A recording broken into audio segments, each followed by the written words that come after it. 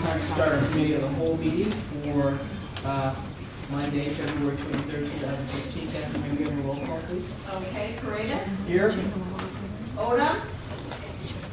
Timmy? Here. Carol? Here. Marks? Present. Simmons? Langston? Lunsford? Present. Quorum is present. First on the agenda, we have a presentation from our student from Heather Hill, Mr. Lester. Thank you, Ms. Lunsford. If I could have Mrs. Spears please come up, introduce your staff and students, we greatly appreciate it. Our students have been working very, very hard on the public service project, and we'd like to share that with you tonight. I will turn this over to Mrs. Dahlstrom, who will introduce the students and turn it over to them. Thank you. You ready? Okay. Hey, boys and girls. We're missing a few kids, so we're trying to reorganize.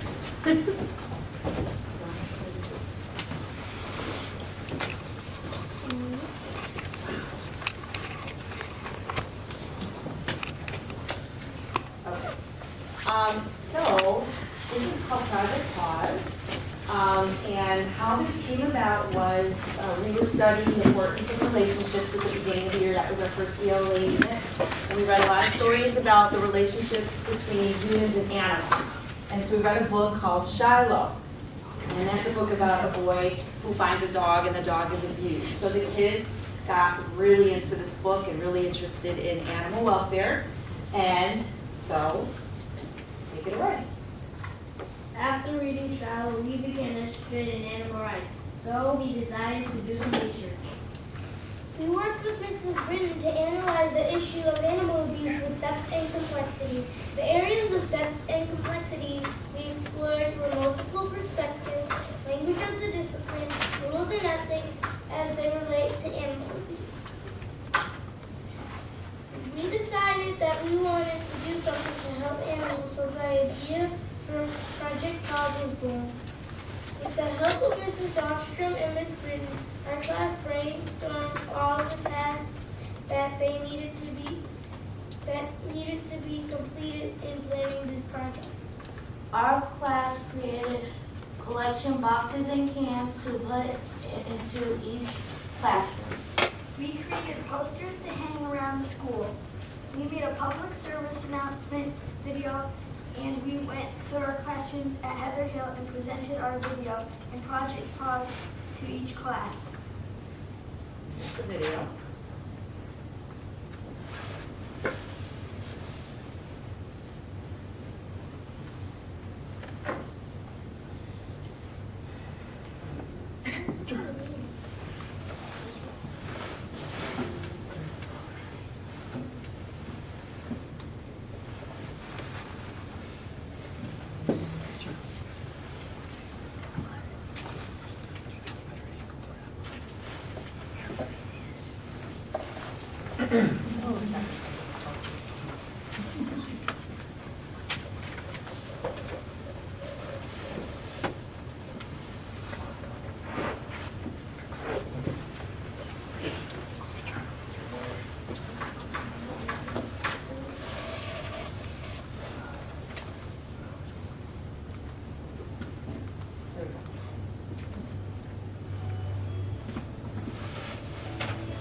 Animals are being abused.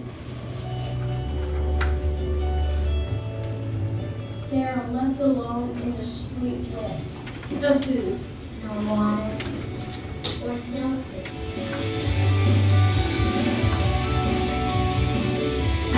The fourth graders of Mrs. Dahlstrom's class must put an end to this. We are hosting a collection drive. We want to donate money and other items to dogs. Progressive. Terrible. No fair. One of their main goals is to help save homeless animals. We have dog food, dog biscuits, kitten, cat food, Skippy natural, cream peanut butter, Nylon dog leashes, cat scratchers, cat litter, and dog toys. Animals need to be loved and cared for. These need to be fed and protected. Donate to this worthy cause. We have a donation jar in every classroom and in Heather Hill and in the office. Donate money to Scholastic to stop animal abuse.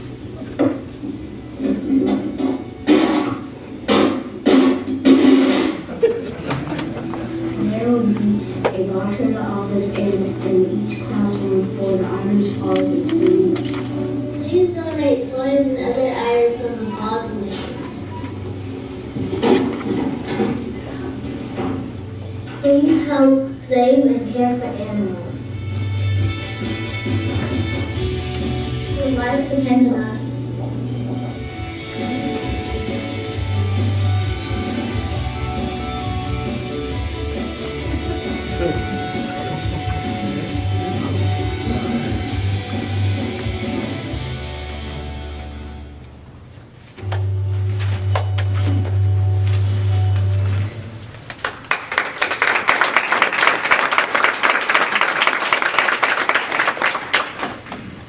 We got into groups and wrote public service announcements to perform during morning announcements. Our class is currently collecting donations of money as well as items from the pause wish list. The class with the most donations will get an Italian ice party.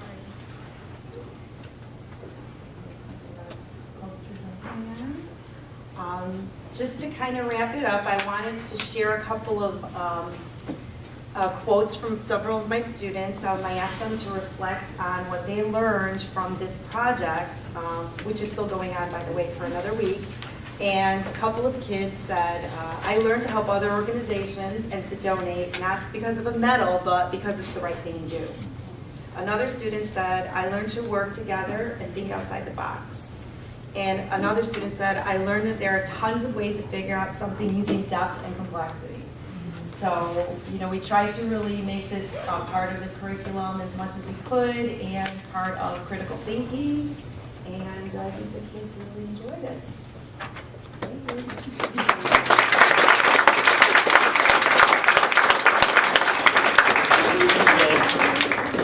I want to thank your students, and we have a little token of our appreciation for them coming. If they would start here with Ms. Langston to shake their hand, we'll give a certificate.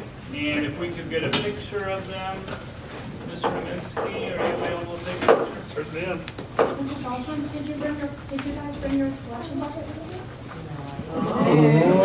We should have. I didn't even think of it. Yeah, that was a good one.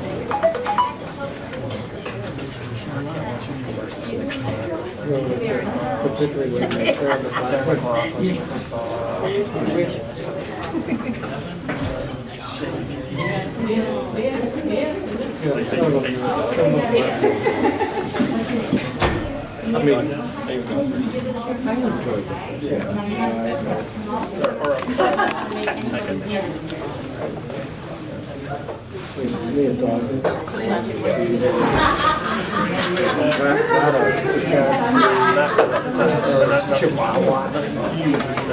Well, it doesn't make a deal.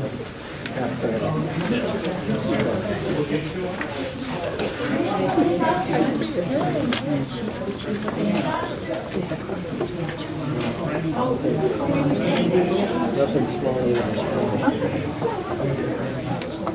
then we got really small than that. That'll be stuffed animal. Stuffed animals.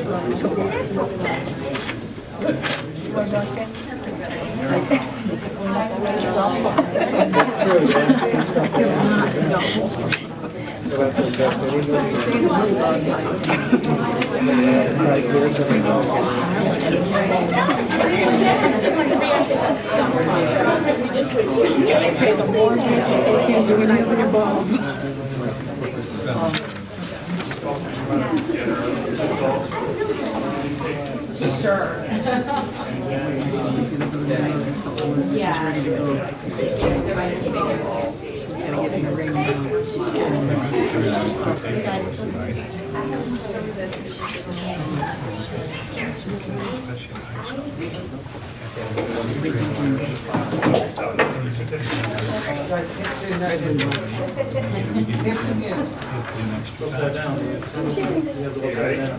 Yes, yes. One, two, three. Look here, look here. We'll do one more. One, two, three. Nice job.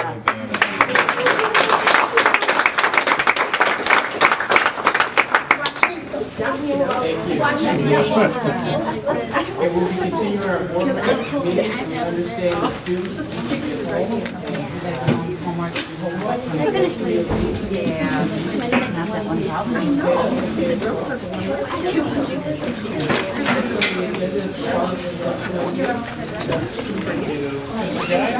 Yes, sir. Making great progress. We are making good progress. I'll go home with Evelyn.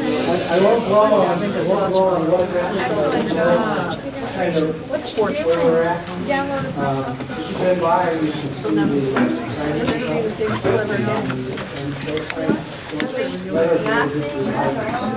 This is the nice. and He's a meanie, but you don't live started installing the ceiling unit last Thursday. Tomorrow, they will start the preparation of the classroom floor for vinyl application class. And plumber is so far that along. He's at, yes, we are. Yes, we are. Wellington budget Fran, we're doing okay? Yeah. So I gave Fran, Dr. Mr. Dester, an update last week, and we still have a 6 figures contingency. I mean, 6 figures is anywhere from 100,000 to 900,000. We're still in good shape. So, looking forward to having it wrapped up, probably a little bit, right on time. I'll say right on time. No, I'm not going to say something, but I'll keep my mouth shut. We're in good shape. Thank you. Thanks. Next on the agenda is audience comments. We didn't have anyone sign up for audience comments, so we move to the next agenda item.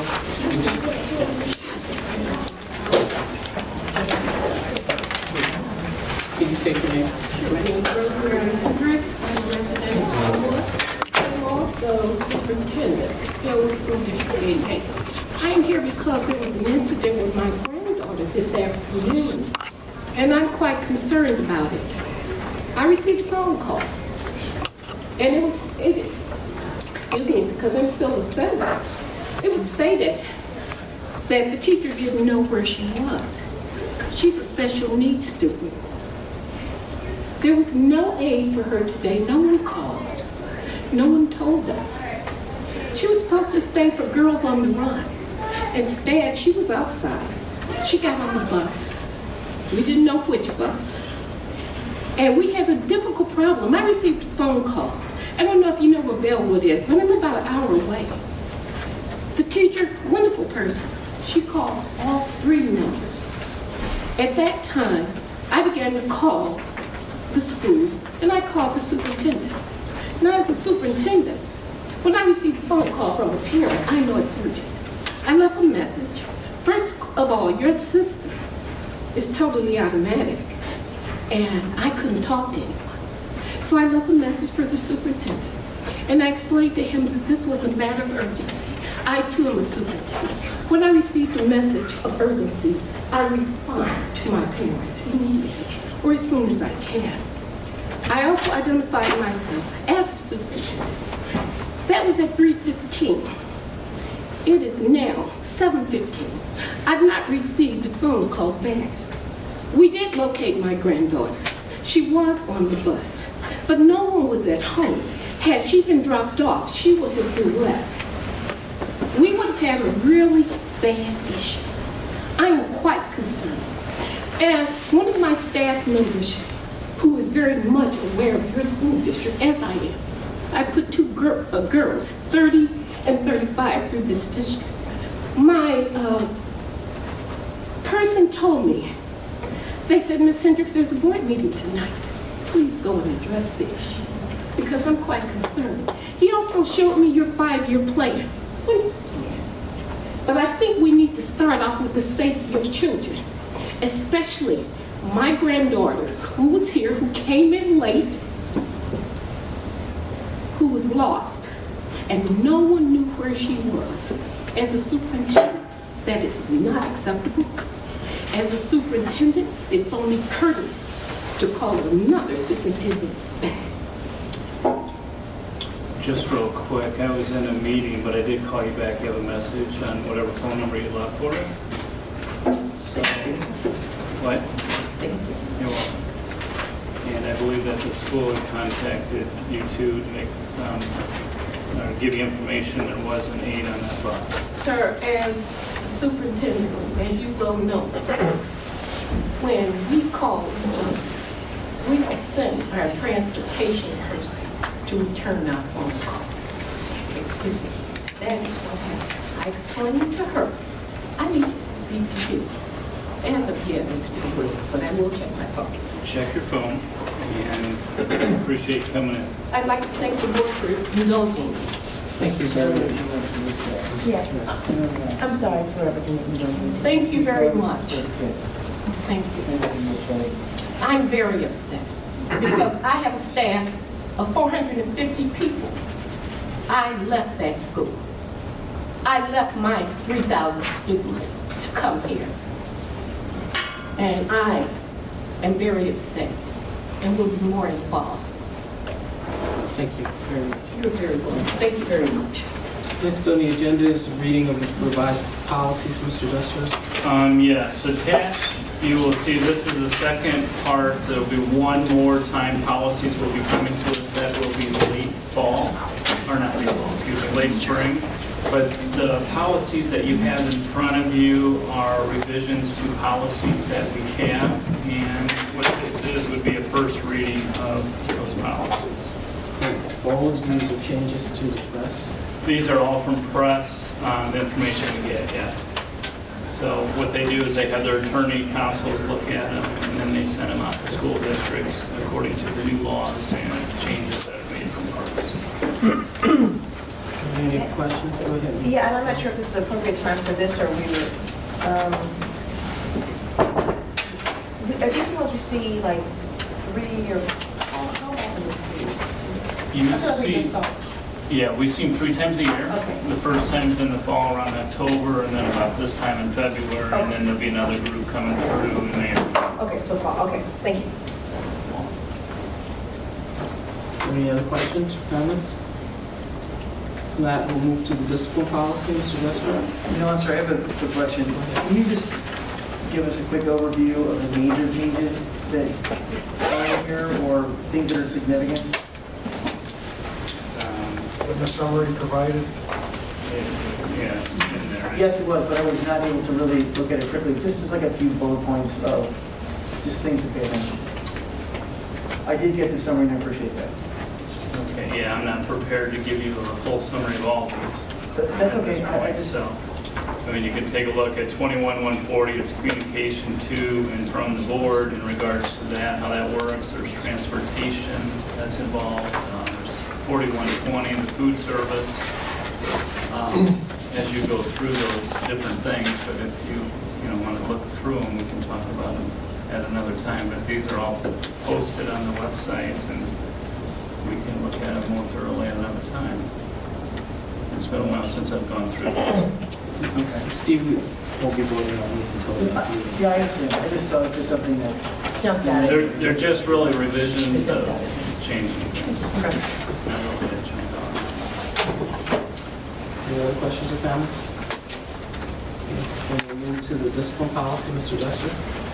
Yeah, there was a concern that came to our attention in January, and it was in regards, the statement was about the discipline policy 7190. I have gone through that again, and just for the board to know, we have an annual meeting where we bring the board attorney in, we have parents come in, we have staff and administration that go through that, and there's an agenda that's attached. So after going through the policy, the conclusion that was founded is that the policy is it's solid, it's in good shape. It's also a press policy, we update those every year. The concern or question that came up In regards to student discipline, we will be discussing that as a board in executive session. Any questions on that? Yes, Yes. there were just two pieces. I recall from the conversation, there were two specific items that were looked at. One was the execution of the policy, not necessarily even just the policy. So I'm glad we looked over the policy. The question was, did you find any gaps with, even if it was that particular situation, or just kind of looking forward to say, from the written policy about what it should be and what it actually looks like when it happens, are we following those pieces? And there's some better opportunity to maybe educate staff and, about how to execute the policy. And so I'm going to act open probably. Yeah, I can answer some of that now in an open session. We have T-charts that all of our schools utilize. They're T-charts. What is the responsibility of the teacher? What is the responsibility of the administration? What do they do? What are the consequences? All that's lined up. That's at our elementary schools and our junior high school. Those things look like they are in place. This incident that took place will be discussed. And then, yeah, I know we can't talk about specific ones. Okay, so if there was But as far as procedures, those are in place. Also at our retreat, we talked a lot, or we gave information in regards to restorative justice. Right. That, I have a committee right now that is discussing that, and they're looking up information to bring information to the Board of Education later on this spring. And, And I know and most- go ahead. there was one other, a specific item that was brought up was on our policy that says that it is up to the administration's discretion what is considered, was it like serious enough to be reported to the police as That is they correct. say that. Whereas, and I know there was a comment that I don't know that for certain that as 153 has, that anything is brought to, the police if it is battery. Forgive me because I don't remember all of that language. And what I'm trying to figure out is, did we look at that to say the language is appropriate and leaves little discretion with that we have consistent what is reported to police, what is not reported, so that we are, kind of consistently dealing with serious matters? We did. I believe there's 5 things. There's drugs, there's pornography, things of those natures that is put in there. It's been the discretion about calling the police in regards to a fight. Yeah. I know that was the biggest issue, was about not necessarily those larger items, but Yeah. physical altercation between students. The practice in our school district, we handle it in-house, take care of it. When the parents come in, we speak to them and we encourage them if they want to make a police report, then that is what they're able to do at that time. And then if there are any specifics as far as contacts of getting hold of family and the children, we provide that information to them. Okay, so the parent in our current situation has provided information to say that we have not sent this to the police, but you have that option. I mean, they're guided that way. Because I don't. They were told that day, yes. Okay. I'm not going to the specific. I'm just right. in general that we feel very comfortable that we are being consistent as far as children's safety, not just protecting the aggressor, but that person who may or may not have been victimized, and that's the biggest concern. Those are the things, yeah. The incident took place was, Am I talking about? yeah, it's extremely rare. We'll discuss it more, but I'm Okay. comfortable with what's going on and what I've seen from procedures. Okay. And when we get into this conversation, I know we'll spend more time with it later, it's one thing to have procedures in place, it's another thing for them to be executed correctly. And I would be curious to know, how do we monitor to make sure that they are executed correctly? Because we've had procedures in place, but still something goes wrong. Right. Thank you. Next on the agenda is transportation. Mr. Duster? Yes. Transportation, this is a 2-pronged, I don't know if it's a discussion, but information for the Board of Education. We started in our contract, we had to negotiate by February 1st in regards to our contract for next year. So we started this in November, working with Positive Connections, and we were able to come up with what you'll see here as far as the contract. We'll go over that in a minute. But what I want the Board of Education to know is that the rates that you see, those are fair market now. Those are what is taking place. There was a thing going on about 6 years ago where there were less companies who provided bids and they were higher than others. However, Kickert and Positive Connections, they had two people that were in charge of their bidding process. They had low bids. And those bids were coming in for our district for a single route for like $50 to $52, so double route was $104 for that. In 2012, I believe it was, we went out for an extended 2 years. So what the law says in regards to bus bids is that you can set up a contract with them for 3 years and you can extend it for 2. And then the best practice for a school district is to then go out and seek more bids. However, the law does allow you to, if you would like, to extend another year if you can negotiate something. Well, the new management that has taken place, we've looked at what routes are costing. There's a lot of people that were on that $50 to $51 route cost for a single route. Those contracts are coming to an end. And the routes that are coming in, I believe Orland, or 230 Orland High School District, they came in about $194 for a route. They have a lot of after-school activities which takes place. Bloom Township High School right now is at $189. They started negotiations with Positive Connections, and they decided to go out to bid for that. So Positive Connections came in and they started out with a 21% increase over this year for our first year. And they were going to, they came in at 21% over the 3-year term. We're able to negotiate it to 15% for the next 3 years overall. In addition to that, there is a fuel cost and there an escalator cost, and that is for $2.50. They have assured but not made promises that they can lock in fuel prices for this year at $2.50. So, with that being said, we have this information here, and the cost would be for regular ed routes would be $190 for next year, $200 the following year, and $210 the next year. When we go back to last year's bidding, Kicker came in at $215 a route. So at the end of this 3rd-year contract, it's still $5 less. The board can go out if they want to bid on this. However, what we were told and what we're seeing from bids that are coming in at this point, $194 would be the minimum for a route that we have seen. We were told that our minimum here would be about $199. That's what they would try to put in there. So we're at $190 in the contract for next year. With that being said, I asked Ms. Lavella to do an analytic for me. We're going to take a look at the analytic later when we go through the budget proposal or proposals for reductions. And on that analytical, you see that Flossmoor is higher. It's towards the higher end. And we could not figure out why that was taking place when we dove into it. I ordered an audit on this. Come to find out, we have 36 routes that have been taking place in our school district that should not have been happening. We looked at the actual who were writing, or the estimated who were writing, and then we looked at the actual.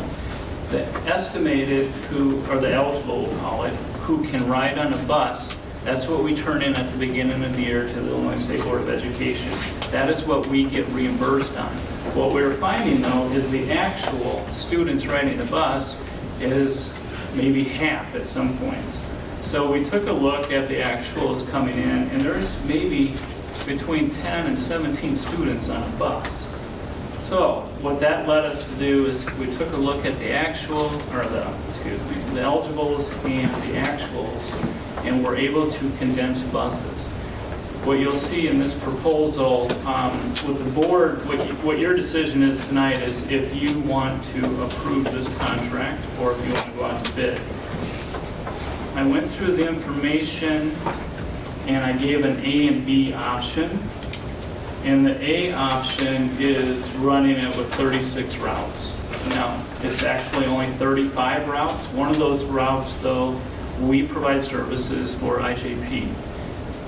There's only 10 students at IJP who are riding that bus at this point.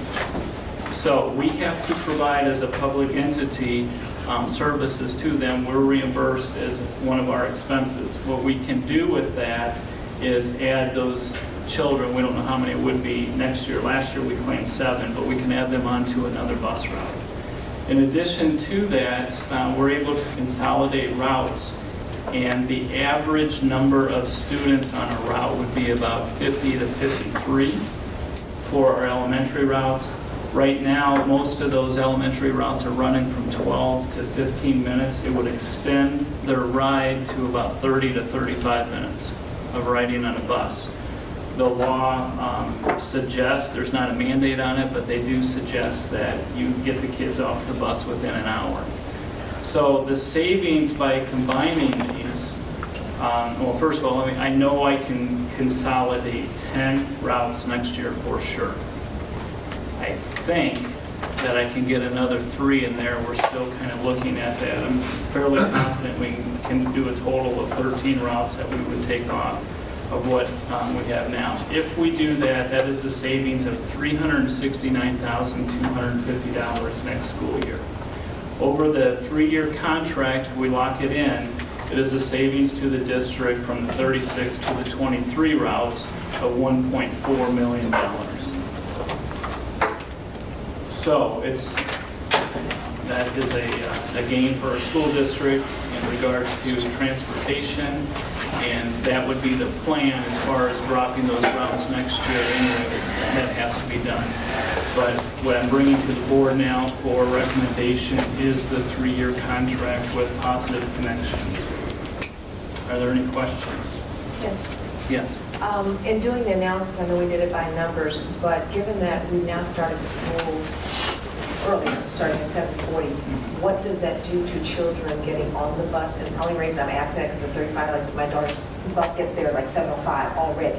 And so we're talking about significantly increasing the number of kids. Does that mean that we have some kids that are going to be getting on the bus at like 6:45 to get to school by 7:40? Yeah, we looked at that, and we're going to try to commingle these buses as we reduce them. We're going to be smarter in how they are. They've been the same basically on where these stops are. In addition to that too, though, is that there's been some stops that have been catered to, and the kids are going to have to walk. You know, they're not going to just get picked up right out of their home. They're going to have to walk maybe a block to go. That's pretty common. So there'll be less stops, so that'll drop the time. But kids, the first child on the bus, it may start at, with the junior high, it could start at 5 to 7. Yeah, okay, and there's something I was just, now we're going to have a blocker, blockers have this earlier. So, okay, that's entering this. So, we've been having a lot of conversations around cost reduction, which just feeds into that really well. But I know our costs went up significantly starting the schools earlier, so we had this already. Does this put us back in line? We talked, because it was like 4 something, right? And this is going to save us 3 something a year. Yeah, it puts us in line. We will show the analytics on what it will do for us. The market value, though, out there, there's no more days of $110 routes, and that's due to the change. I know that Positive Connections, there's GPS, they've replaced, I think he told me 14 buses now. And that's another thing I want to tell the board is that the buses range from 71 student capacity to 77, and we have a couple routes that would be at 58, so there's plenty of room, but most of the routes average is from 50 to 53, as I mentioned earlier. We will monitor this. If we think that there's something, if we're having problems, we can always add routes. I was surprised that 13 it was that many routes actually. And just the last question I have, I'm sure others have it, and it's not a question, it's probably a consideration. We've talked about student discipline, we've talked about behavior on the bus, moving buses from 17 to now 50 children on a bus to watch at one time. I just want, are the buses and the bus drivers and the monitoring systems prepared to handle that and all the things that go along with it, the coaching of the children about behavior on the bus and extending it. And because we've had to deal with some issues with just 15 kids on a bus, and now we talk about 50. So I guess the 3 things that I am thinking, the questions that I want to make sure we're actually, and I know you're considering it, but which is the earlier start times, the budget, I'd say first, and then also managing 50-something children on the bus? Our major concerns for bus discipline are at the junior high level. They're not changing a tremendous amount. We also have some routes that we are eyeing or we watch carefully, and we have a security guard ride those buses in case there's any problems or concerns. You have minor bus incidents that take place. The elementary, yes, there's some minor items. We've talked to the bus company about this, and that'll be part of the teaching that will take place for the start of the school next year. Good question. So how many of the consolidated routes would affect junior high school? There may be 3. 3 of them, maybe. Yeah. I'm pretty confident. One's for sure. I'm pretty sure we did 2 more. Do you know what the consolidation would be per building? I do. Okay. Absolutely.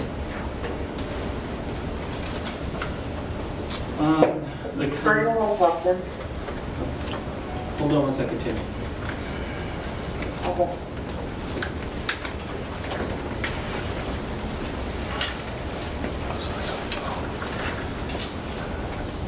So right now at Flossmoor Hills, for example, we have 4 routes that will be dropped down to 2.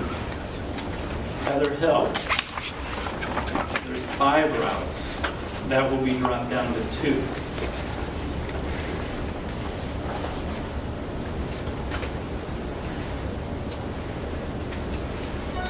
Serena Hills, there are 5 routes that will be dropped down to 2. Western Avenue, there are 1, 2, 3, 4, 5, 6 that will be dropped down to 3. So the next question is, what would that look like? Flossmoor Hills, the 2 routes, you would look at it's Route 1 and Route 2.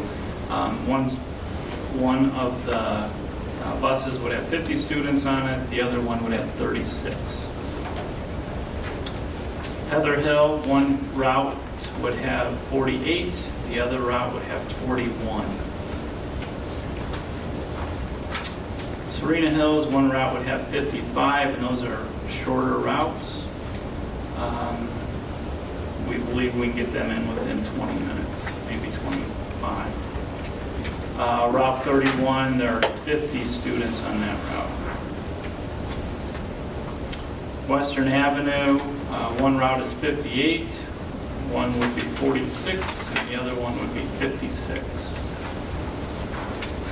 So they're all within the capacity levels. Timmy, go ahead with your question. I was just wondering if we had planned on sending out prior to taking a vote on these changes with regards to the routes.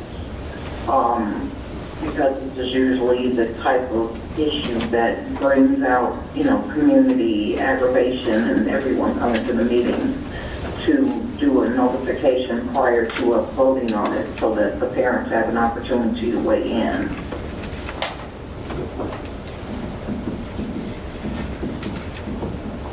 Go ahead, Ms. Langston. Timmy, I agree with you wholeheartedly. I think this is something that we definitely need to hear from the parents whose children will be affected by this, because, for example, my children don't take the bus, have never taken the bus, so I don't know what that looks like when you're getting your child up to go to school and put them on a bus. So I think that we absolutely need to have maybe an open forum or something where parents whose children will be affected by this can come and speak. As you all know, I'm all for saving money, but what I'm not for is doing it on the backs of our students. So a student that has to be at school at 7:40, you said the law says you have to get them off in an hour. I don't want us to always look at what we can do, but what we should do. And if you have students that are starting school at 7:40 and the law says they can be on the bus for an hour, that's 6:40. That's way too early and way too long for these students to be on the bus, especially with your numbers were 40, 50, 58 kids. That is, it sounds like cattle to me, where you just, pick up 50 kids and have them on the bus for an hour, get them to school and expect them to be productive, and then sit them in the laps of these teachers, and we ask them to teach them. It's a no-win situation. So yeah, I want to save money, But if it means that we have kids, 50 kids on a bus for an hour to get to school, and then for an hour, 50 kids after school, that's not the way to save money. So before we vote on any of these changes, I would like to see exactly what these routes are going to look like, have the parents have an opportunity to come in and say, this is how this is going to affect our student, for those of you that don't know what this looks like. I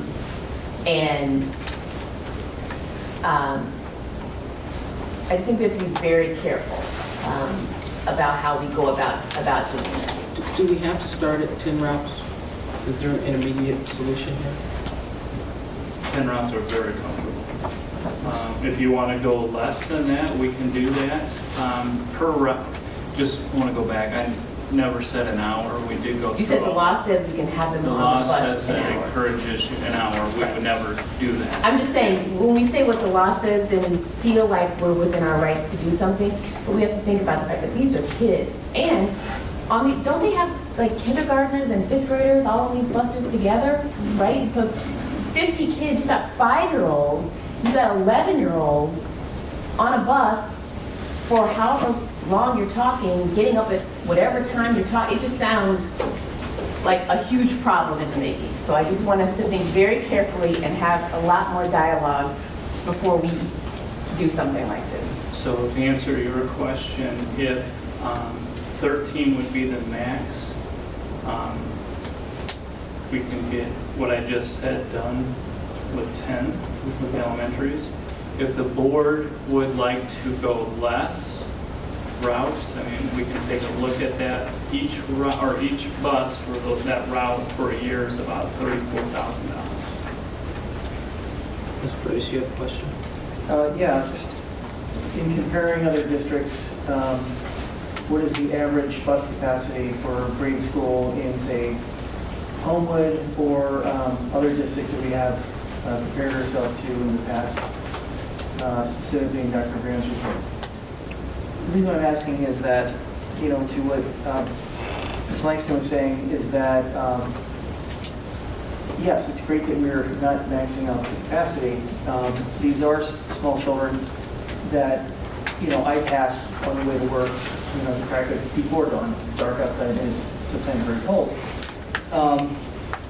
But how does this compare to what other districts are doing? Is it typical that a school bus will be packed? Growing up, I was always on a packed school bus, and there was always one seat, by the time I got on. So my experience is that growing up, is that you were just on a packed school bus, and that's all there was to it. But I wasn't. The beginning of the ride, I was like a few stops actually from school. So, do we have an idea of what other districts, comparatively speaking, are doing? Yeah, I've not done a survey. I look around in Kicker to see how many kids they're on when they're transporting Homewood kids, but the rule of thumb,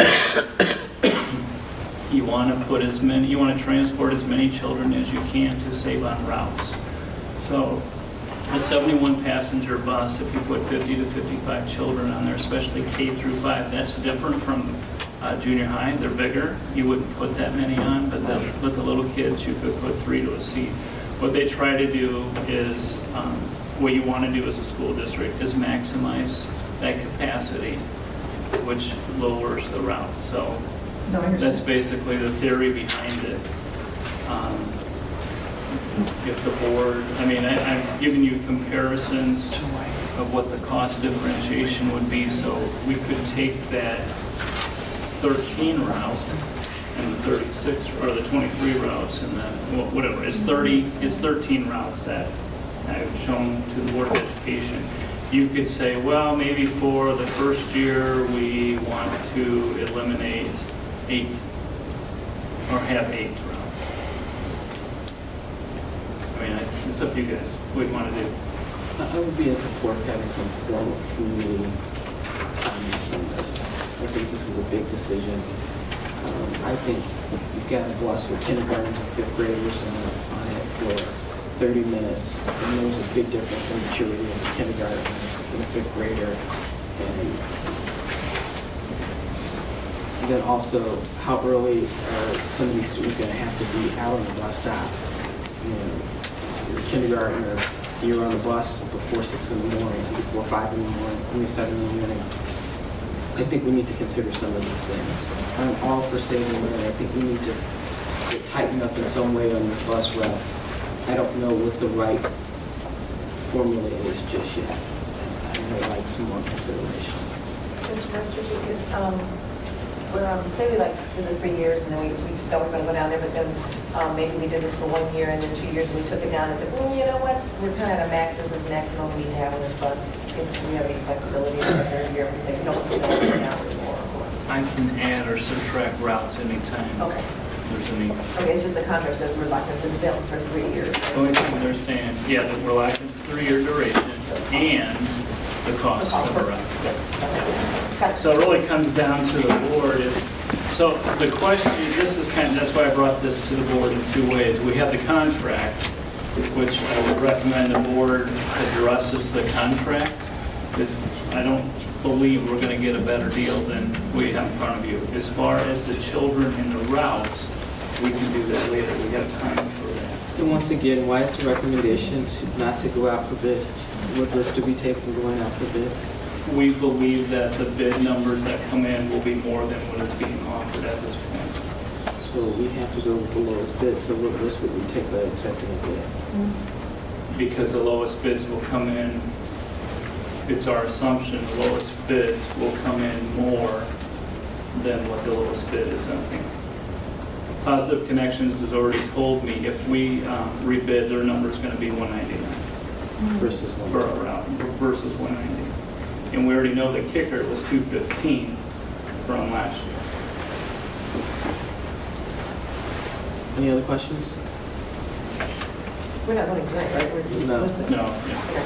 What's the timeline? Sooner the better to lock in the fuel prices. Oh, thank you. Give me some insight on this fuel escalator charge. So if I'm understanding that correctly,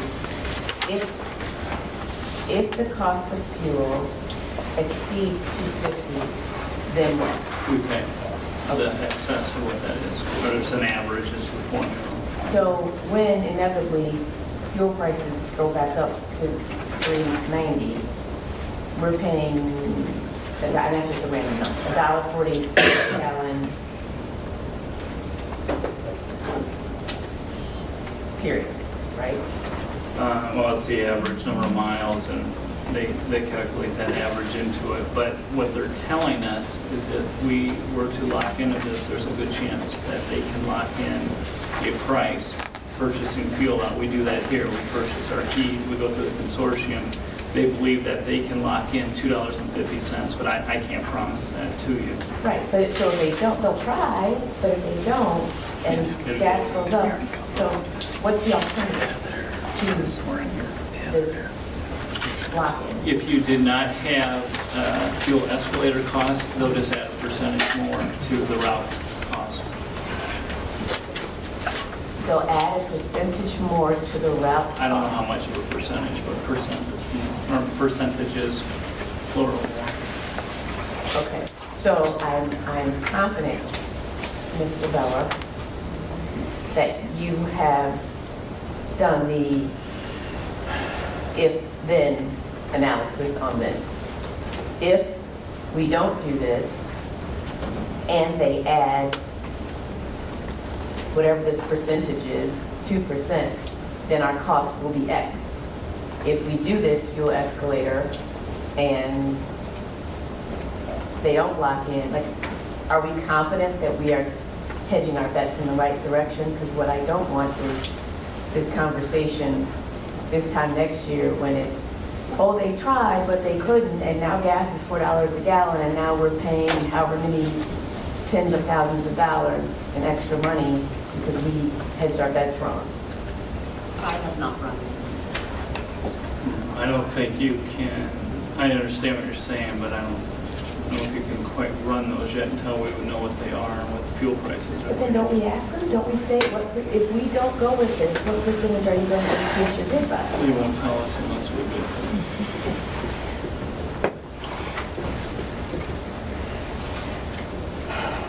Anything else?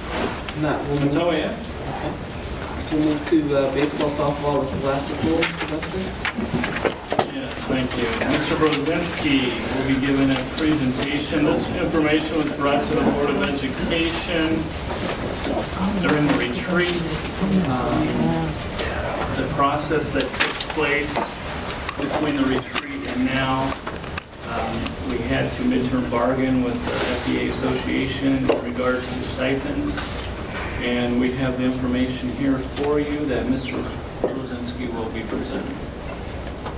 Good evening. Basically, around about a year or so ago, I was approached about adding some more ISA sports, and that was baseball, softball. There are some others, plus Scholastic Bowl, which is an academic endeavor. Some of our conference schools have those already. Our sister school, James Hart, is implementing baseball, softball next year, and they've had Scholastic Bowl at least for a few years. So I am asking the board for their approval to add these sports at Parker Junior High School. This would be for 7th and 8th grade students only. And the cost will be approximately $12,500 a year. So that's 12,000 for all three. All three. And then as we look at other sports that we're involved in, basketball and track, how does this expense per pupil compare to the other programs? I would say very comparable. Track's a little different because of cross-country and track have maybe 100 students involved. Probably this is very comparable to basketball, volleyball. I believe the stipend is, and I don't remember the basketball, I think it's a little bit less than basketball and volleyball. I think it's very similar. Now we're going to start on a small scale. We're not going to be playing a 25-game schedule. Probably start out somewhere between 10 to 12 to 15 games, depending on what we can schedule. A lot of schools have already scheduled for next year. But our conference, we should have 5 schools in our conference that are going to be playing. We'll play home and away with them, and of course then we'll have a conference tournament at the end of the year. Can you tell me who approached you or who brought this up? Flossmoor Baseball Association. Flossmoor Baseball? I'll defer to a couple. Plus, there also were some other parents too. The Scholastic Bowl is that just 7th and 8th as well? Yes.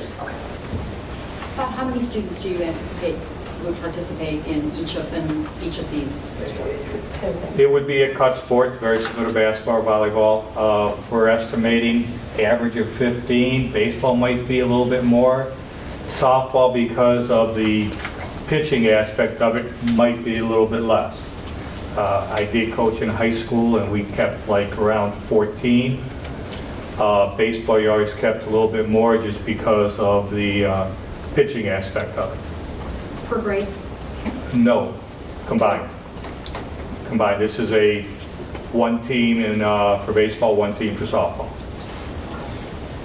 And you're choosing from 7th and 8th grade? 7th and 8th graders, yes. Great. And Scholastic Bowl, I think when it gets down to when you go to the state tournament, I believe it's 6 or 7 students that go, but prior to that, they play like A's and B matches, and they travel with the boys volleyball team.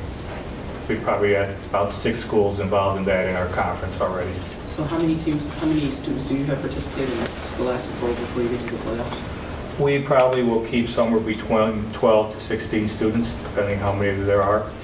And usually you'll play an A game, and then you'll play a B game after that. Mrs. Langston and Mr. Paredes. 2 things. If my math is right, and we average 15 students total for each of these, that's an expenditure of about $279 per student.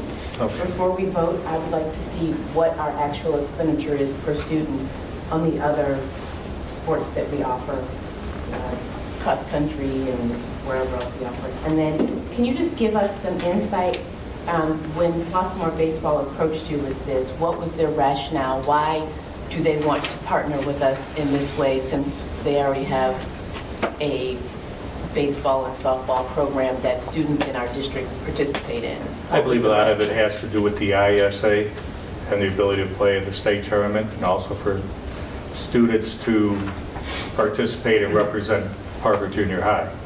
Just very similar to basketball or volleyball. But I'm wondering, why is that a concern? Maybe they can address that.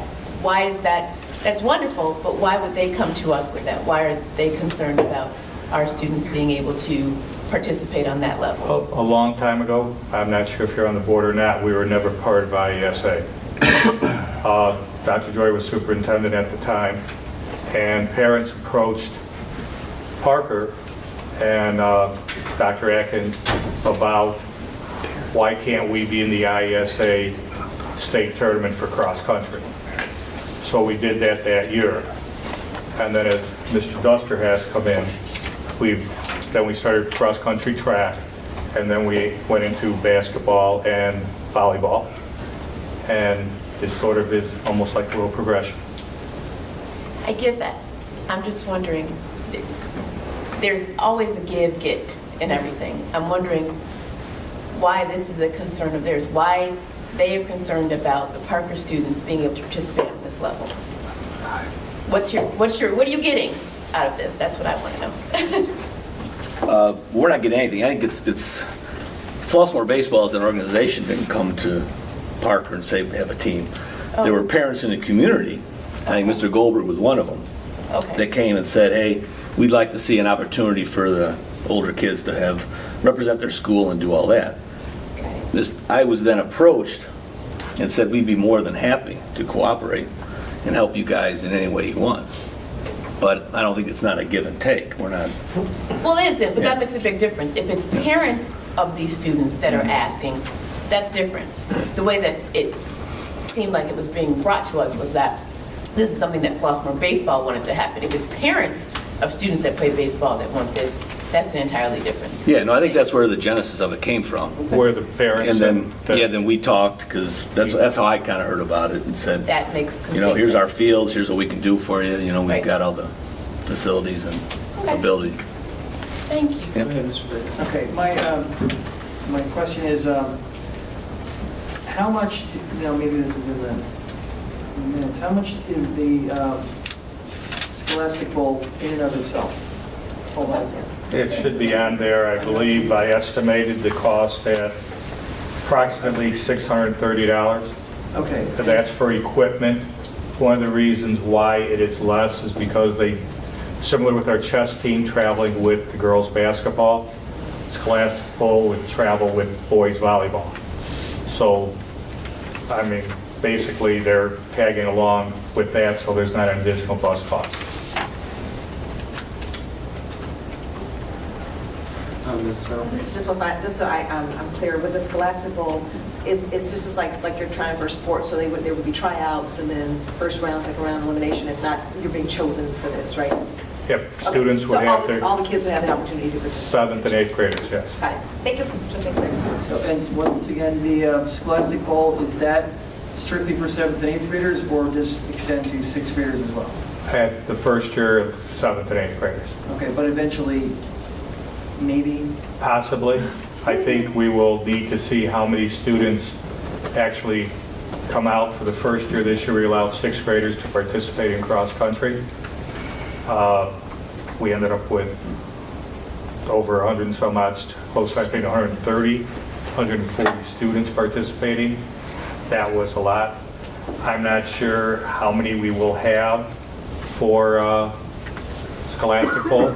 If for some reason, which I don't foresee happening, there wouldn't be enough students that we'd open it for 6th graders. But I think with our caliber of our students and with the National Junior Honor Society students, we'd have no problems filling the team. Just a quick question. These sports, if you go up one, Kathy, to the previous page. When we negotiated this with the association, we did take a look at like basketball and volleyball and how many kids are on there, and the stipends are about the same. So as far as, there was one request about the expenditure per 4 pupil on that. We can bring that to you, but is that what the whole board would like me to bring? I'm sorry. Would you like for him to bring the number, the cost per student of everything that I asked? He's looking for 2. There's one. Yes. There's 2. There you go. Okay. I don't know what the cost per pupil is important. Why? Because I want to know. It helps me make a decision. Thanks. Anything else? Not, we'll move to the memo of understanding. Mr. Duster, thank you, Mr. President. Thank you. All right. The memo of understanding, it has not been signed. We received it on, or finalized it on Friday, so it would be signed before the regular board meeting. And it just basically talks about a 1-year extension for extended services, and it's $1,200 for the boys baseball for 1 position, girls softball 1 position for $1,200, and Scholastic Bowl would be $1,000, and that Scholastic Bowl, how many weeks is that? That one's 14 weeks, baseball and softball are both 9 weeks. However, the baseball starts August 3rd and softball starts July 27th. And I asked Mr. Fester to design the memorandum of understanding, and that is, what do you got in front of you? Mr. Fisher, just, there are no issues like with softball starting July 27th, particularly why before school starts, there's no issues with children? No, that's when the ISA said we can start. Is there issues with individuals? I wouldn't know. Yeah, So there might be great, you got those implications. up? Right. Okay. You guys, I guess you have the 6th graders and the 7th graders. No, but they would try out so that they can participate going into their 7th and 8th grade year. Yeah, they would try out on that date. That'd be the first date if they chose to start. Well, they wouldn't officially be 6th graders anymore. They would have just finished their 6th grade year and will have just finished their 7th grade year to play on the 7th and 8th grade team.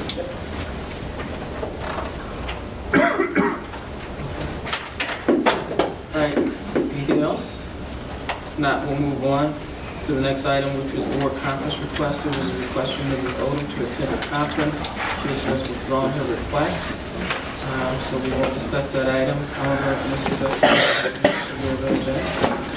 I will pass this around. Our board attorney has their 35th annual law conference, and it is free to our Board of Education. However, we have to sign up. If you're interested, Ms. Brino can sign you up for it. The reason why I bring this to the board, it's free, of course. However, there is an opportunity for mileage reimbursement. So I will pass this out.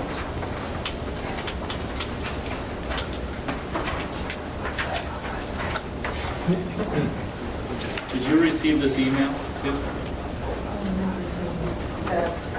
From Mr. Fester? Yeah, it's from. All right, so if you're interested in attending this, let me know tomorrow, and we'll get you signed up. It's on March 7th, and it is at Hamburger U from 8 o'clock until 12:15. Is the board okay with reimbursing for transportation for mileage? Okay. Next on the agenda is potential expenditure reductions. Mr. Duster? Yes, thank you. All right, at our retreat, there was a request to come back in regards to bringing back a potential expenditure reduction. What I'm going to do is hand this out to all of our board members. There's 2 copies. If you would take them, I would appreciate it.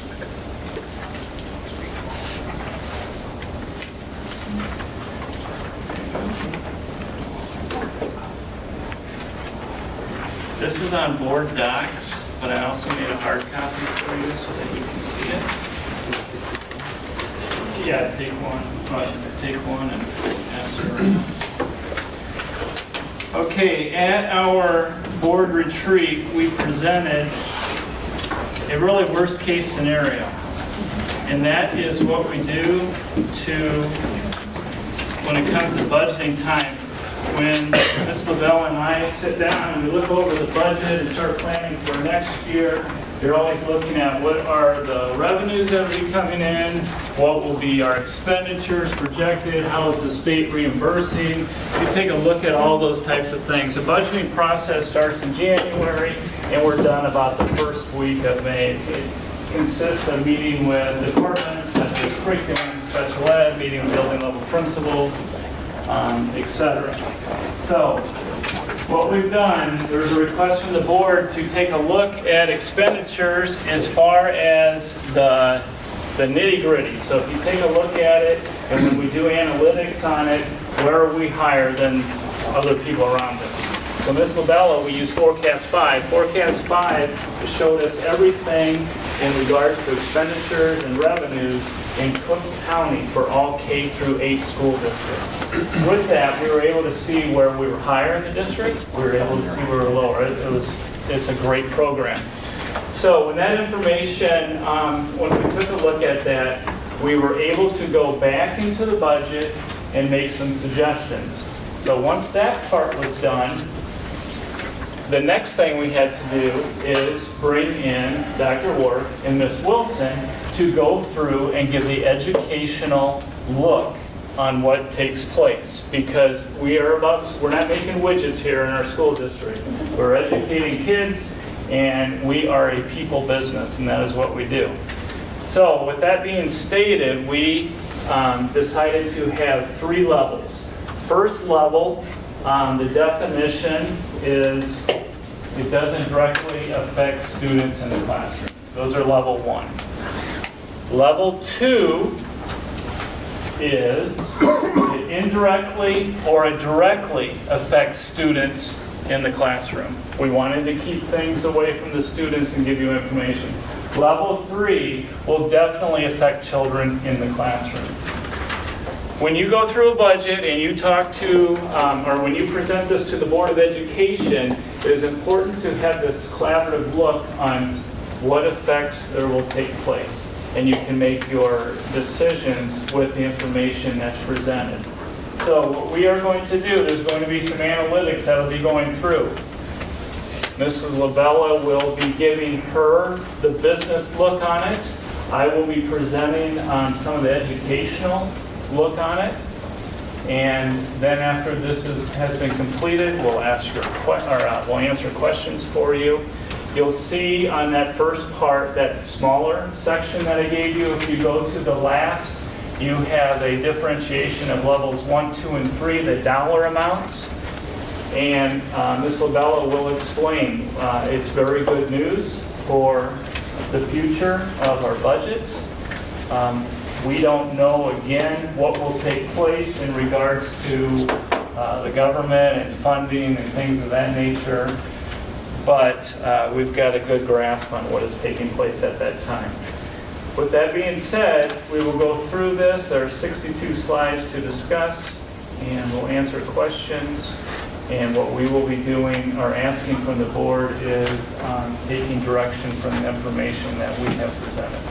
Okay? Are there any questions of me before we start? Yeah, I initially do. I didn't get this till 5 o'clock tonight, so Yes. I'm not seeing that till now. That puts me at a disadvantage somewhat. I think I had an assumption that I would be able to digest this unfiltered before we got a presentation from you all. So I'm just hesitant about being asked to point to say what we should do, because I'm going to listen to the presentation, which is great, but that's still not the eye I was looking at. I was just trying to kind of come up with my own questions. So Here's what we can do.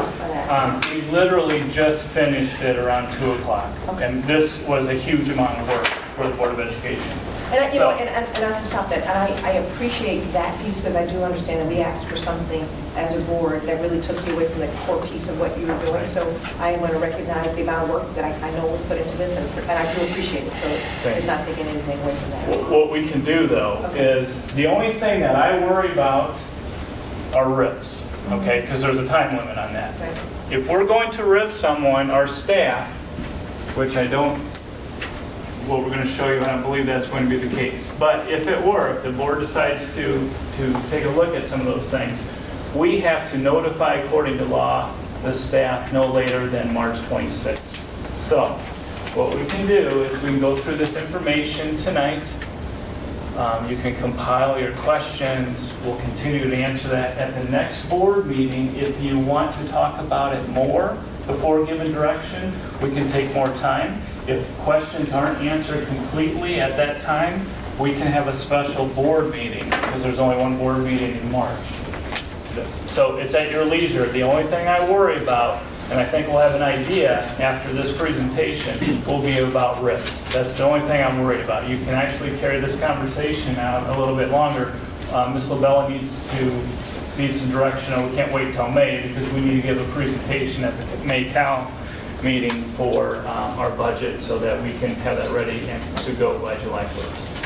Okay? Does that help? Yep, I'm listening. All right. So, Ms. LaBella. Question for Fran, before you get started. Because it go out later, I didn't get a chance to review it either. So in the educational response, I see you have level 1, level 2, level 3. What does it mean if the box is blank? What you'll see, really, the boxes will be blank when you are looking at line items that go into that first box. So when I took a look at this, I go very much by the account number, and those some of the things I'm going to cover that with you. Bear with me just for a couple of minutes. I'll walk you through the whole thing so that you can have a real good understanding of what I did, what my thought process was, how I got to where we were, and then I turned it over to the education team and let them, cringe at it. So I'll walk you through the whole, my whole thought process, how I got there, and what it is we're looking at. Okay, does that be fair enough? Then let me start with this.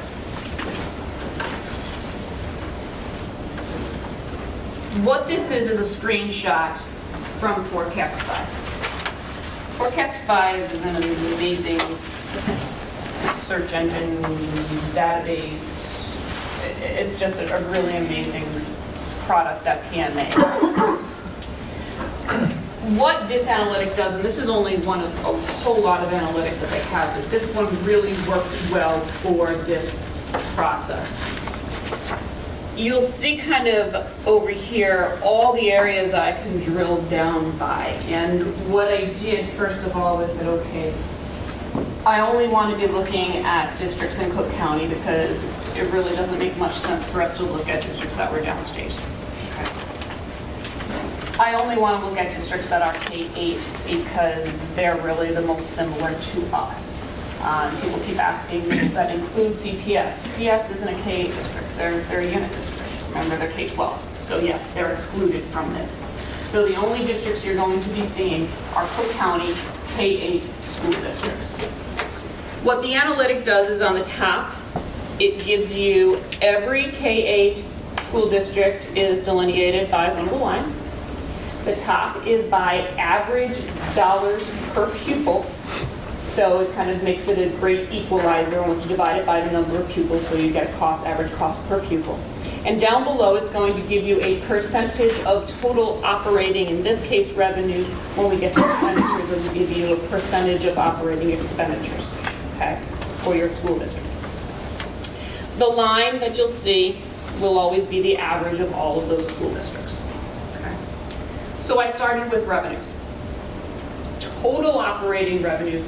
How do we stand in Cook County, K-8? As you can see, we're a little lower on total revenues per student in Cook County for K-8. Okay. Pretty close to the average, but just a little bit below. Okay, that's total operating revenue. So let's take a look at what happens when we look at it individually. By local, so local being the majority is property tax revenue. We are just about right at the average for Cook Counties where our local revenue sources come in. Okay? Right smack in the middle. As a percentage of our operating revenues, however, we are a little higher than average. Okay? So local revenues makes up a little more than the majority of our operating revenues. On the state side, again, you're going to find us, we're just shy of right on average for the state revenue piece. We are not a heavy general state aid district, but we're not a low general state aid district either. Okay? And you'll see we're kind of right the same thing there as a percentage of operating revenue. On the federal side, you're going to find that we're down here, we're lower than a lot of districts in federal money. Remember, majority of the federal money that you're going to look at are Title I districts. For those Title I districts, you're going to see them up here, but these are your poorer districts. You're going to see a lot of them doing a lot of general state aid. They get a lot of state funding, but you're going to find that they're down here on this end of the spectrum when you talking about local revenues.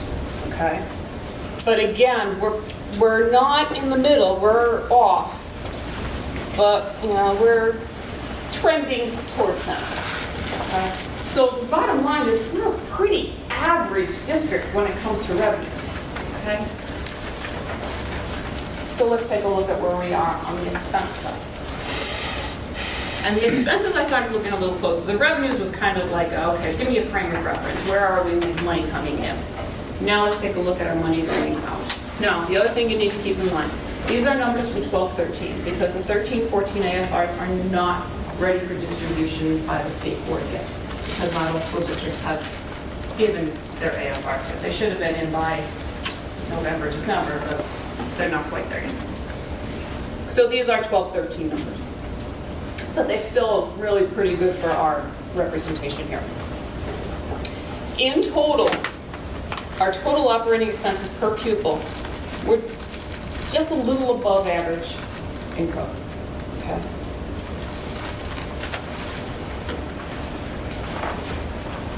I decided to break it down first and foremost by object. The nice thing about this analytic is it gives me ways to pull out all kinds of information and extract very narrowly within the budget. So we went with overall object numbers first.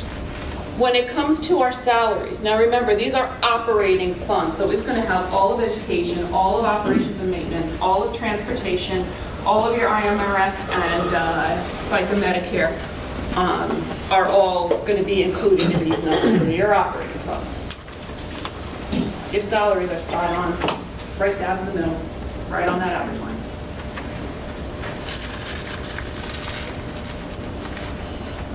It is a little lower on a percentage, though, of total operating expense. Your employee benefits, same thing. Your benefits are right here in the middle, right on average book.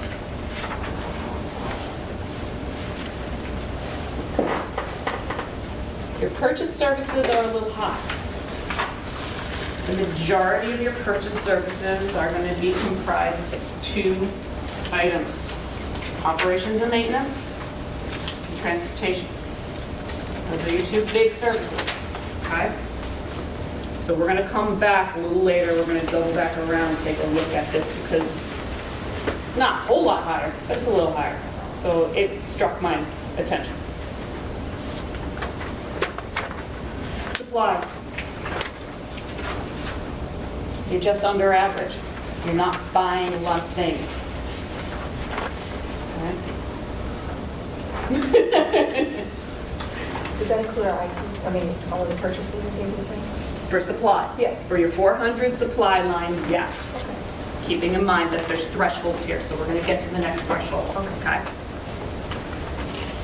Capital outlay per pupil.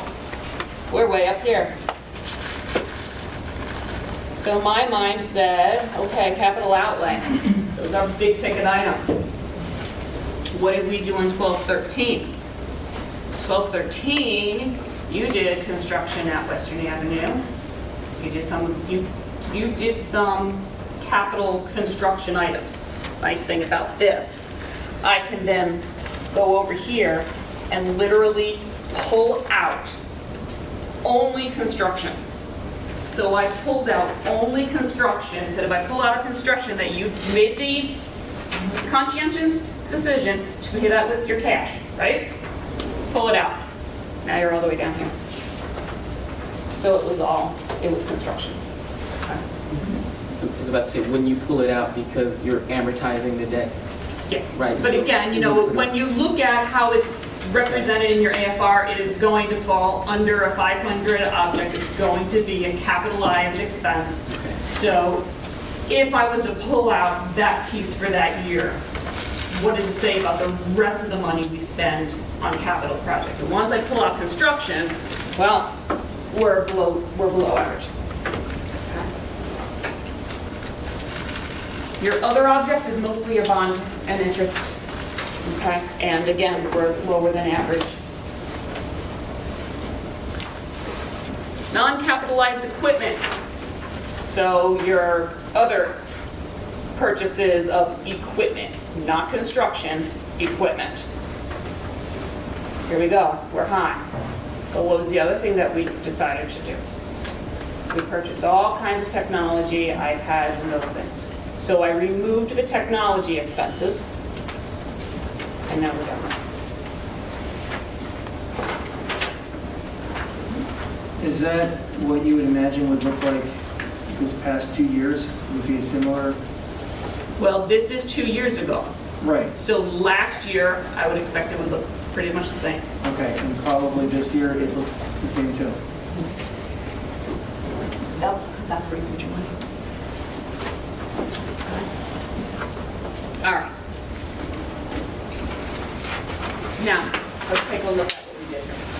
The format for this presentation.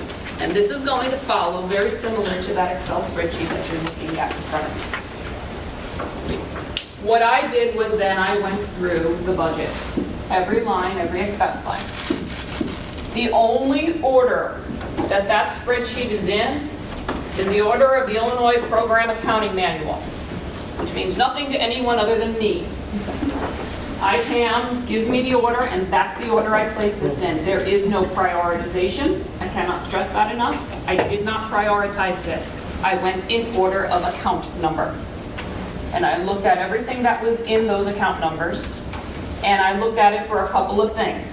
I looked at it for, number one, I ran the analytics, because I can pull down that same graphic by specific areas of our budget. Instructional education, special education instruction, gifted, you name it, I can pull it down and drill in on that. And that's what I did, and that's how I use the power of these analytics to say, is this an area that I can say, given what the information I have for the rest of Cook County, perhaps we are overspending. Okay. I also took a look at it from a faction of, what do I know that's going on in the district right now? What information do I have that may not be reflected in this, but makes good business common sense? Okay? My lens. Only my lens. Not theirs. They think I'm crazy.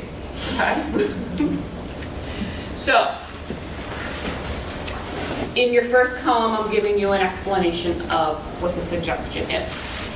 In your second column, I'm giving you the business rationale, why I was thinking that this should be a reduction. And then I'm giving you potential savings. What Mr. Lunsford asked is, why are there spaces? Why are there spaces? Because if you'll take a look at the first one here, it's a salary number. And all the numbers that follow below are the associated benefits that go with that salary number. And combined, they will give you that potential savings number. Okay? So you won't see the same words repeated 4 times. You'll see it once. Okay? There is an explanation every time it's a different item. If there's no explanation, that means they all get combined together. Okay? Okay, yes, as I mentioned before, there's levels 1, 2, and 3. Level 1 is least educational impact on students, then it's direct, indirect student support, and directly impacts the classroom. These levels 1, 2, and 3, you'll see a accumulation of what dollar amount each represents as we go through this. That information that you have with the level 1s, that is something you'll look at as a board. There's some things on here that we have as level 1 you may not agree with. That's a choice for you as you take a look at those types of things. Okay? Yes? So when we are reducing through attrition, does that impact the classroom size? It does not at all. We made sure we've maintained the classroom sizes of what they are this year. It is because of a decrease in the students. Okay, so let's do it. First one, instructional education. Again, not in any order other than the order of IPM, okay? I'll say that a couple of times again. My first explanation is a reduction of regular education teaching staff, 4.0 FTE, 1 at Flossmoor Hills and 3 at Parker Junior High. Not particular people at these buildings. I'm saying the positions, we are going to be less. Class sizes, it will be accomplished through attrition. There is no need to reduce force because we have enough people retiring. Potential savings of $213,959, and that is taking an estimate based on a bachelor's step back. The educational response to this is in full agreement, but we want the board to know that it's due to the decrease in student population. Is this, would this make a major shift in the what teachers teach what classes? For example, if we're missing, and I know this isn't the example, in reality, if we're down 30 students in Flossmoor Hills in 5th grade one year, are we pulling then a teacher from a lower grade, or rather? Right. So if we're losing a section, for example, in your example, so if we had 2 5th grade teachers and there were 20, this year there's 50, next year there'd be 25. We would take one of those teachers through attrition and move them to another grade level again. Okay, so here's my concern. Are they dramatic grade level shifts? For example, we're not... No, there's a lot of things that we do in things. I'm not going to take an 8th grade teacher and put them in a 2nd grade classroom, okay? I mean, not unless, of course, that was the first thing that we're going to do, and we're getting ready to do it out, is we send out a survey to all the staff. What would you like to do next year? Kind of, get an idea. We already have some positions, anticipated positions posted. We've already been getting letters from teachers that have said, I am interested in this position. We look at all of those. We also get the survey out. We look at what it is they would like to see done. We try and make things happen through voluntary transfer. If it doesn't work, then we do go to an involuntary transfer technique. We do try and make the voluntaries work first, because that would make, everybody stays happy. But you're not just going to randomly yank, one teacher's because their position is not needing to be filled and, throwing them someplace where it's not appropriate for them to teach. It could mean some multiple moves to make it work. Okay. I guess I'm sure you've thought about this. One of the things I would like us to avoid is, as we are consolidating, which, makes sense, I would not want the 3rd grade or 4th grade teacher to suddenly be, okay, now you're going to teach kindergarten, because that is an entirely different... Yeah, we look at all that stuff when we do that, and we adjust appropriately. We have teachers, as Mr. Bell said, wanting to go to other grade levels as well. It happens at this time. And if there is something like that, let's say there's an 8th grade teacher and there's a 5th grade opening, we will have a conversation with that teacher. So I have a question. With respect to the 50 students down at Parker, when we ran these numbers, did we take into account, so just because there are 50 fewer students, does it mean that we won't still need 4 levels of math and 3 levels of English and, however many different levels we have? So we can still make... My friend the Bruces have been running models for me for weeks. Okay, so we can still offer our students the same choices that they had before? Yes, they've been working on that. We are staying away from programs. Okay. And the classroom. So this means this is just fewer students, but the same number of classes we had, we still have? Well, the same types of. When I say number, The I same mean different program program levels. Programs. Okay, perfect. Okay, good. Okay, next, we're still in instructional education. Reduction of 1.0 instructional coach. We can do this through retirement. Quite frankly, once again, this is the ramblings of your business manager. This is a luxury that many districts cannot afford, and we still would have 3 full-time instructional coaches. And the potential savings on that would be $3,000. The educational response, we pushed for this hard about 2.5, 3 years ago in regards to getting this Common Core implemented in our school district. We have an instructional planner that our teachers are working with, plus we have FIU courses and professional learning. In addition to that, when you give is it 47 hours of professional learning to 55 hours of professional learning to a teacher, that equates to student achievement.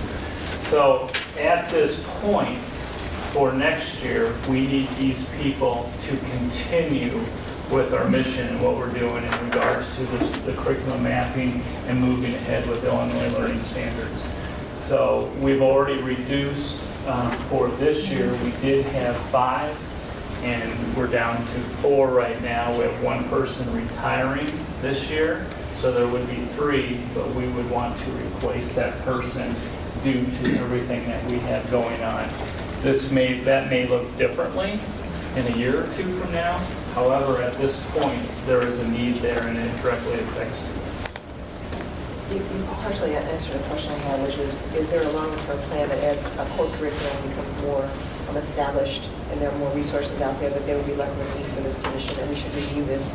If indeed we have this, this is something we can review annually to say is this position needed? It is. When we take a look at staffing, when there's any addition or subtraction too, because sometimes, we get rid of somebody, we don't need them, we save money. Well, we may need them in the future. So we take a look at all that about this time of year and we give that information. But at a later time, because right now we have the position available, it would be through attrition, but at a later time, it might be reduction of force if you look at that, correct? Well, these people are certified teachers. Correct. Oh. So if there would be a retirement, we can move them into a classroom. Oh, okay. All right. Yes. When we say that we are, that an instructional coach provides 100+ hours of job-embedded professional learning for teachers, is this something that we have balanced this cost out with what it would cost to bring in someone from the outside? Yeah, we have, there's 2 different types. We bring in consultants. Right. And then it's less consultants we're bringing in now. It'll be a lot less next year, but they are the experts on this Common Core. There's been a lot of push from the state in regards to everything that has taken place for Common Core, the growth model, those types of things. These people assist and help with the organization of modeling for teachers, helping those teachers in the classroom, co-teach, etc. And then in addition to that, whatever specialties there are, they will assist. So have we balanced? I think there's more of a push this school year, and you can jump in, Dr. Work, if you want, but there's more of a push this year for the instructional coaches to come in and assist than what has been in the past because of the different phase that we are right now with professional learning. In addition to that, they have really, this is the first year of our FIU courses, and they've really taken quite a few of those courses as well and showing and demonstrating for us. Okay, and just, no one has any other questions in the meantime. How many years has this program of our instructional coaching team been in play? This is How long have we been doing this? Third year of implementation. Yeah, and we started out low. We have 2 people trying to go through 5. We had 2, we went up to 7, and this year we're down to 4. Okay, and this is primarily for implementing Common Core across the district? I'll let you, it's more than just that. It's instructional best practices, and so we're working with the instructional best practices. So it's really, we're working on gym nights premise. We also work with, so if you want to read anything about gym night, and so we implement through gym night. We work a lot with learning forwards, best practices, and implement through all of that. So we're implementing through all of that. Sweeney is another one that we're really working through, getting Sweeney's model of coaching through. So that's what the whole premise is based off of. They do pre-conferences with teachers as far as lesson modeling development, and then go in and actually model lessons with teachers, and then do post-conference follow-ups with teachers.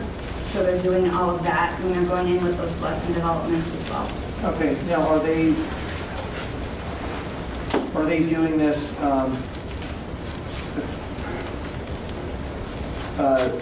more with new staff, or is this something with old staff to keep them? Veteran staff, where, sorry, I'm old staff. It's across the board. It's across the board, so we don't delineate. We do a push at the beginning of the year with new to 161 staff to help get them acclimated, especially in our grades where some of the devices are used.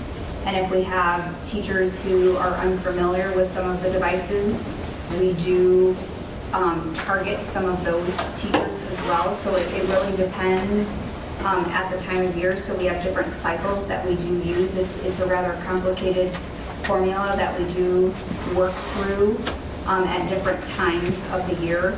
For example, when we were switching to guided math was one of the practices that we really worked with all staff on to get guided math implemented across the district.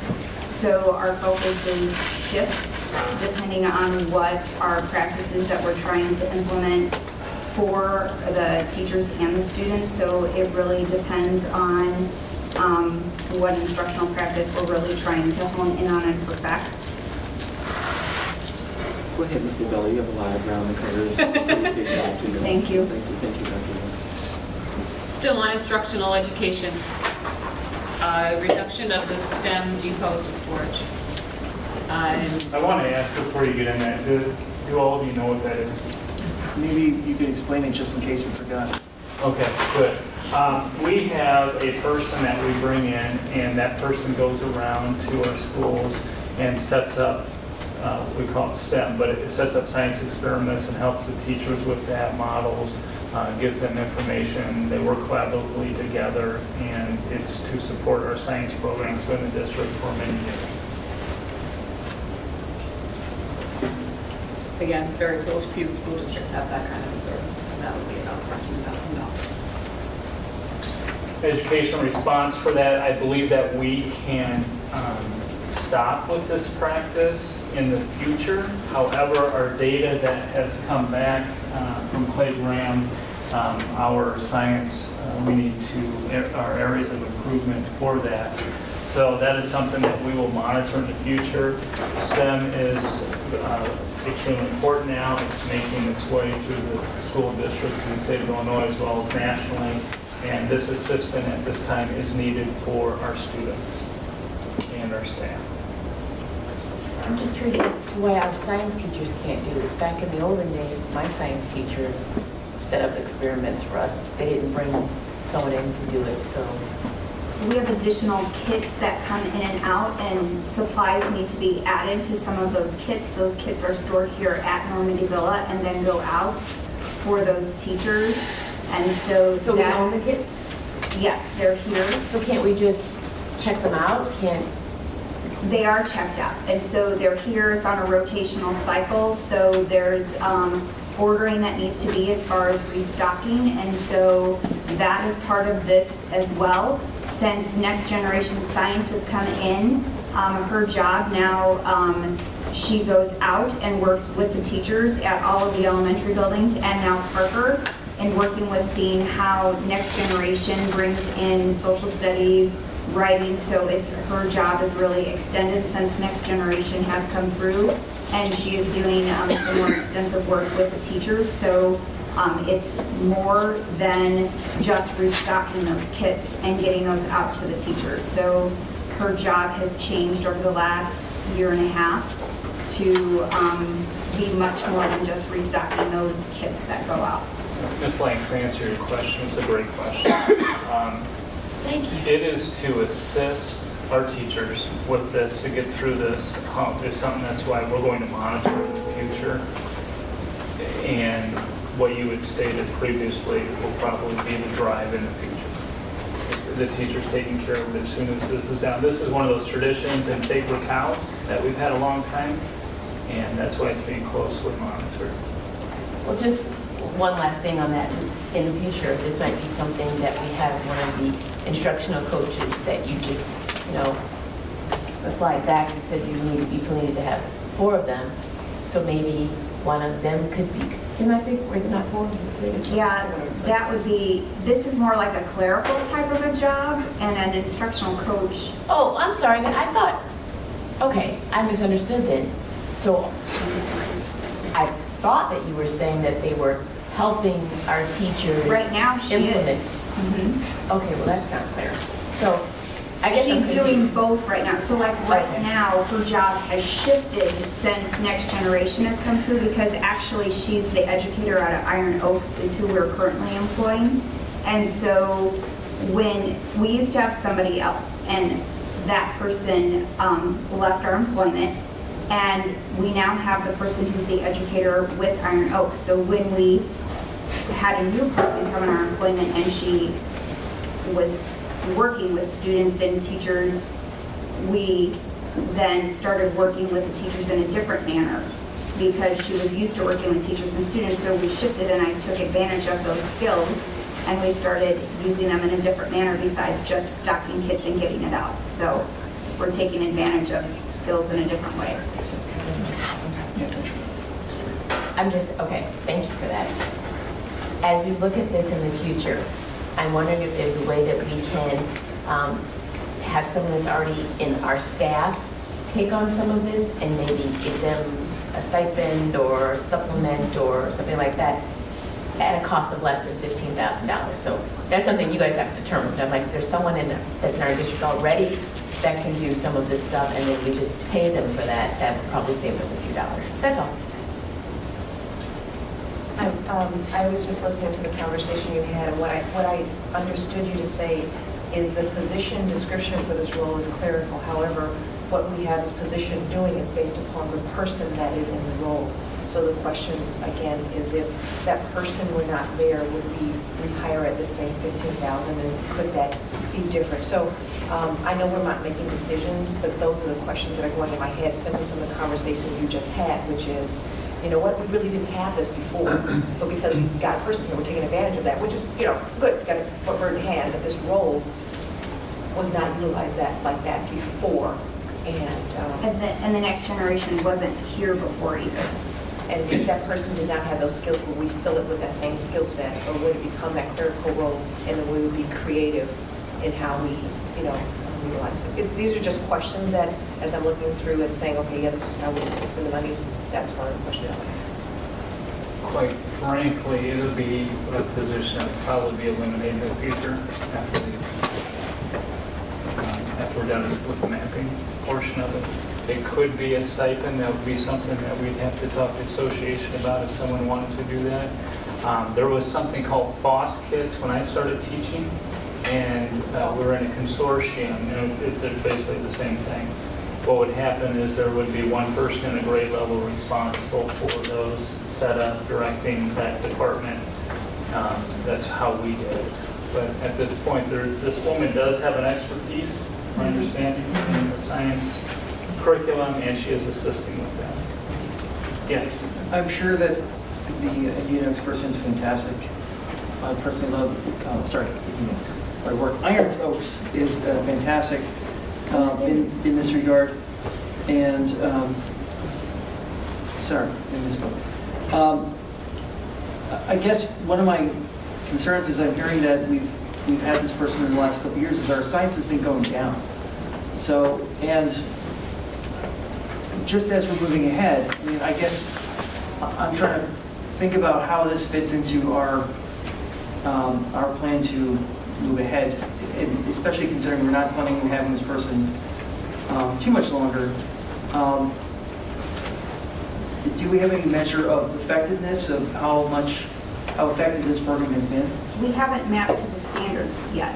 So we haven't implemented the new science standards, so you wouldn't see any impact. Last year was the first year that the teachers actually started looking at the next generation science standards and actually started to incorporate them into the ELA standards. So this is actually the first year with the presentation that we did at the retreat. Was actually the first time that we really looked at that topical scope and sequence of the next generation science standards. So you will really start to see us working on those next generation science. So you won't see anything because Michelle actually came on board this past summer. So like July, I think, was like her first year. So those science kids have been going in and out with Michelle for a year. And we just started really working with those integration of the next generation science. So this is all new, you know, for those teachers. So you will start seeing all of that work with next generation starting this summer. Okay, I'm sorry, just to clarify, I apologize if I haven't picked this up yet, but so how long have we had the STEM Depot support person? We just changed the name to STEM Depot. That Science Depot, I would have to, that those kits have been going out for a long time. Okay, and how many kids are there just offhand? You know what, I'll have to, if you want, we can talk about that at another time since there's a lot of slides. Right, I understand. I don't mean to hold up the presentation, but I just, yeah, I'll, you know what, I'll. Just real quick. Ms. Mallow, 10, 15 years? Closer to 20 years. Oh, I think it's over 20. Is it? Okay. Because Steve used to do it. Yeah, it's been here a long time. He used to be a teacher on special assignment. So he was there full-time and put the kids together and authored them all. And that was probably 20 years ago. Been here a long. Okay, thank you. Staying on instructional. Outdoor education stipends, substitutes, other outdoor education expenses such as walkie-talkies, travel, golf cart expense, etc. Eliminate the overnight expense of outdoor education and implement day programs in outdoor education at Iron Oaks. Potential savings of $26,162 because it is not self-sufficient. This is, we agree with this. It's becoming an issue in our school district. It is a great experience. I've gone up there every year. The kids, a lot of them, it's the first time they've ever seen a horse. They've been in the outdoors, etc. It's a great experience. However, we don't have all of our students that go to it. It is part of our curriculum, and we have people that are staying home. As I mentioned, the cost is a lot. In regards to our nurses that go there, it is in Michigan this year, for example, and was there last year. They have to pay, or the district has to pay additional money to have them certified in the state. So a lot of school districts, this is a sacred cow, so this is one of the level ones. These are things the board's going to have to talk about. But if we were to eliminate that, there would be the savings of $26,000 for next year. They would go down the road to Iron Oaks and get a one-day experience. That would be similar. They just would not be staying overnight. School districts have started to change for that. Yeah, I don't know if they have horses or not. I haven't looked at it quite yet. So that's a big one for the community. It's been tradition for many, many years in the school district. So is the cost associated with this because of the students that are not able to pay for it themselves? Is that what the cost is, or is the cost? Some of it is just that what you're charging does not cover the complete cost. Remember, you have the buses, you have all the stipends, you have the associated benefits with stipends, you have all the excess costs that come with, whether it's the walkie-talkies, the travel expense, the golf carts, those kinds of things are all extra expensive. And what we're collecting from the students does not cover it all to the tune of about $26,000. Okay, so if we increase the cost so that the amount paid by the students covered it, would that make a huge difference, or is that still not going to make? So it's 200 and whatever dollars now. Then figure out how many students, but technically, if this is part of our curriculum, students who are on free reduced lunch should have those fees waived, which means that you're going to then have a larger percentage of that cost being borne by a smaller amount of students. You said they should have it or they do have it? How are we working that right now? I think we're not. You're saying, how are we working? I'm sorry. We're not, but I mean, the fact of the matter is that if this is part of your curriculum, it should not be paying that fee. And now you're talking about increasing. So it's a really touchy area. And we moved it, if you remember, we moved it to Michigan from Wisconsin because it lowered the price for trying to help out the families. And it helped a little bit, but not as much. So it's an expensive endeavor for 2.5 days. Can you remind me, how much is it per student? I think it's $255. $255. I think it's $275. I have to figure it out. 237. Since it is part of the curriculum, if you move from Michigan to Arnold's, what would be the impact on the educational content? We'll have to take a look at the education of Iron Oaks. We've heard very good things. I have spoken to other educators that have been there, and it's a good experience. It's not going to be this experience, but we can pretty much tell them what we would like. But if you're telling me socialization is important, but if you're telling me that by doing this you're taking most of the socialization from the overnight slumber party away, but the actual educational content is the same, that's one argument. If you're telling me there's going to be a much different educational experience, then that's a different discussion. Yeah. Well, depending on what the board wants to do for this, what we would do then is bring information back on Iron Oaks, and we'll give a presentation. Usually, it'd be like a one-day field trip, all-day field trip, and we could let them know what we wanted them to cover for the experience, and then that would be addressed. Right. Go ahead, Timmy. Mrs. Odo? I just want to talk again. I don't think the cost savings is so minimal compared to the experience that we're taking away from the children. And the other question I had is, what are golf carts used for?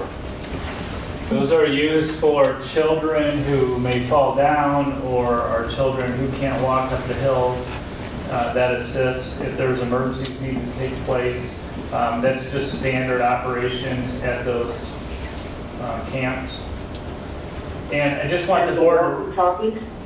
Walkie-talkies are for us. The nurse has one. Teachers have them because they're going all over that large area. They're keeping in communication. If a child falls down a hole or twists their ankle, they can call, and then we'll send out the golf cart. And communication is important. Everyone has a cell phone. I look at the bills every month, and there's a cell phone bill for basically everyone and every administrator in the district. So is the cell service there not good? No. No, it is not good.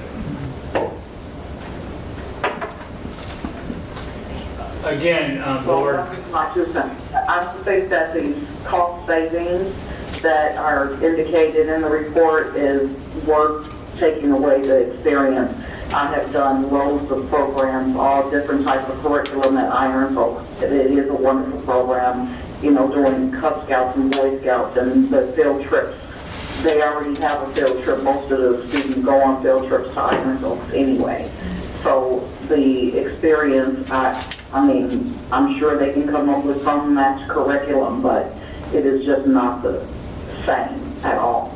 Right, and I just want to reiterate with the board, we're not bringing recommendations to you. This is being brought to you upon request of this, and this is what we've looked at in regards to the budget. So, do I think going to Michigan is great? Personally, you bet I do. It's great. However, that's not the task that we were asked to do. I appreciate that.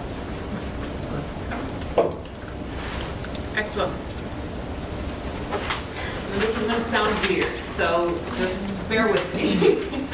I'm suggesting the elimination of new curriculum, but I'm not suggesting the elimination of new curriculum. What I'm asking for is you to take a look at curriculum in a slightly different frame of mind. We've talked about iPads being one-time expenses. We've talked about parking lots being one-time expenses. I'm suggesting that you take your new curriculum and look at it in that same kind of spectrum, if you will. The new curriculum adoptions generally last you a good 8-10 years. And that instead of putting it in under your operating expenses, maybe you take a look at it and say, okay, there are certain items that we are willing to use our cash balances to pay for because they are only happening once every 10 years or so. And that we would indicate with some sort of a sub-accounting mark that these items, these lines, would not be touched without very specific authorization from the board at a board meeting. And I am suggesting that new curriculum, since you would be brought to, you're always new curriculum be brought to the board for adoption anyway, that we kind of take a look at that as a different way and remove it from the operating budget. And right now, what we have in that budget is $130,000. This is not anything about reduction, this is simply moving a line out of it, utilizing it. This is really just, it would actually stay within your budget, but you remember how I do, your one-time items, I put them down below? I'm suggesting we throw, this is one of those things that you can throw down below, because you're not doing it every year for every curricular area anyways. As a matter of fact, right now, this $130,000 is sitting there, it's unspent at this point.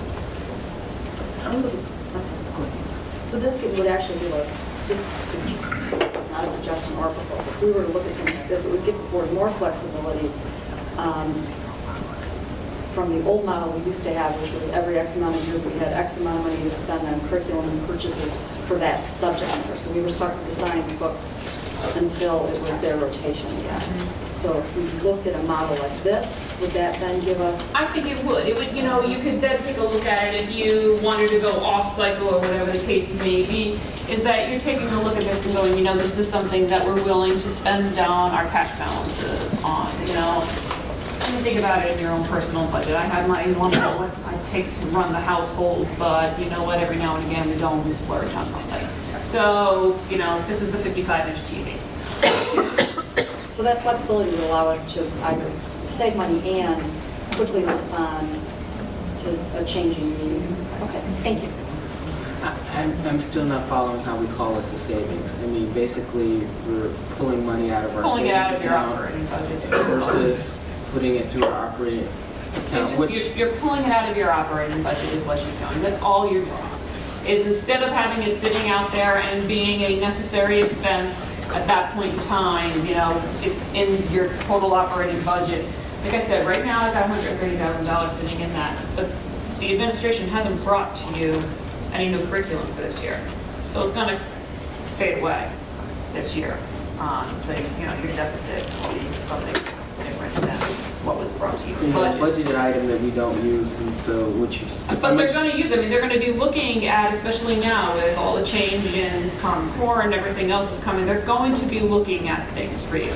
But it's not going to be an ongoing every year expenditure. It's one year it might be $130,000. Next year it may be $50,000. And the year after that it might be $250,000. My suggestion is just stop looking at it as an ongoing operating expense and look at it more as maybe not a one-time expenditure, but something that we look at in the realm of we're willing to use our cash balances to pay for it in the event that we have just a balanced budget or a deficit budget. It's just a frame of thinking. And you can say, Fran, you're crazy, it's an operating expense, move on. But just thinking about it. I really respect you, but it looks like an operating expense to me.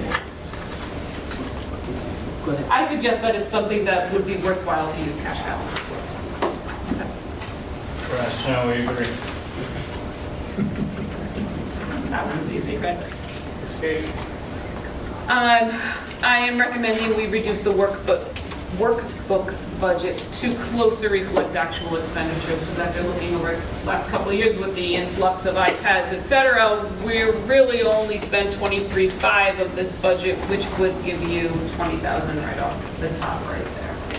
So We talked about moving to a digital environment. We talked about allocating or shifting our resources. We've already done that. We're starting that. This is just another indicator of more resources that we bring on.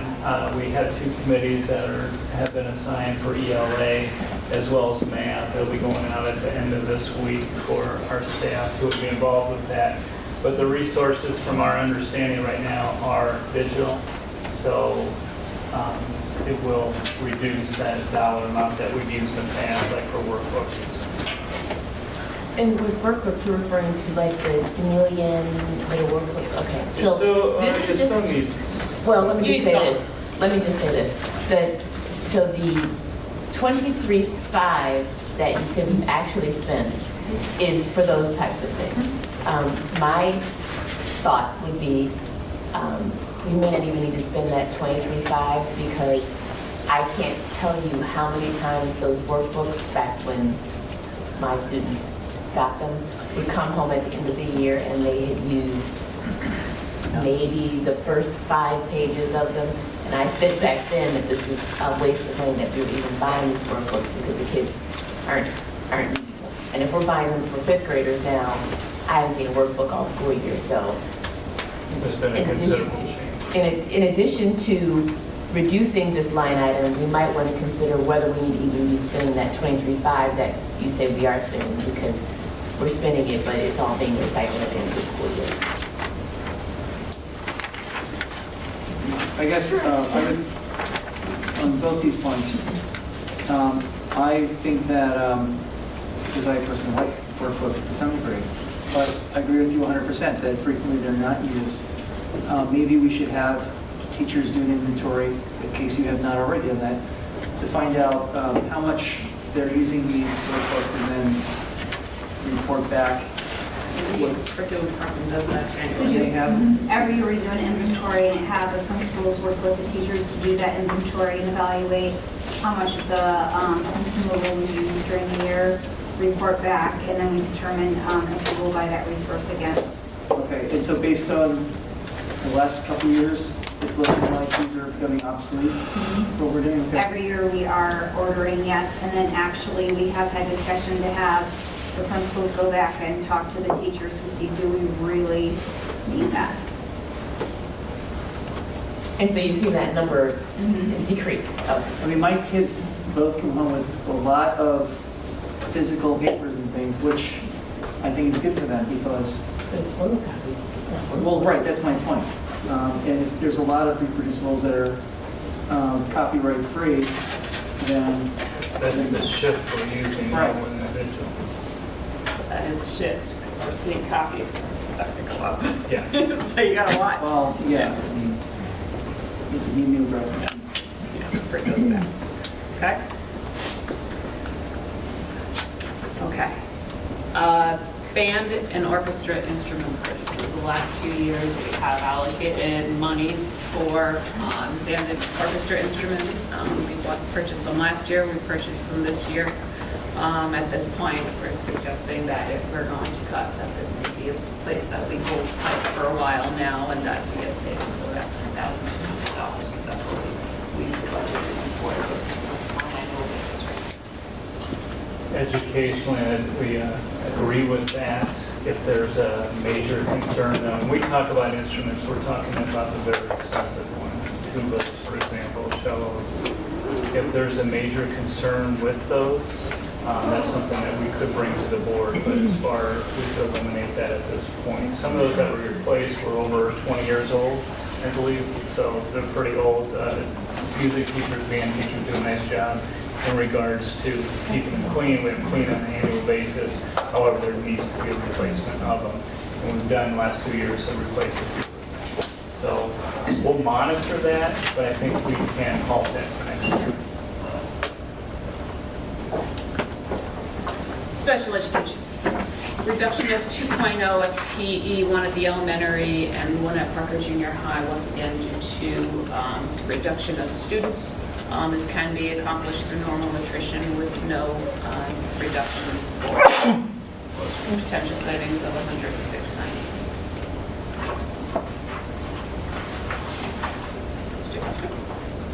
We we agree. That's all about numbers with special ed. So Ms. Wilson would like to add to that? No, I think we pretty much talked about that at the board retreat. Even, for instance, we had close to, almost 40 eighth graders graduating, and we only have 14 eighth graders next year in special ed. So it's kind of adjusting. At the elementary, so there's one less at Parker. At the elementary, there's one less. Two of the buildings had two, but with the projections, like Heather Hill needs a 0.5 due to the caseload with open domain. We're even added those in, so it's just balancing. There's 1.5 in a couple of the buildings that had 2.0s. So to support in some spots, but still there's another extra. So those reductions, you're talking about all students with an IEP? Correct. Not students in instructional classes? No. Correct, that's separate. That's staying the same. Okay. It's just. So you're just referring to resource, you're not referring to... Right, and that's even something, because I know we added in the domains that were open because we're pretty sure that those kids qualify now with the RTI process.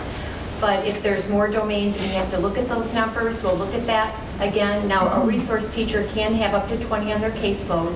Typically, we don't go that high. We stay between 15 and 20. But we'll evaluate that again towards the end of the year.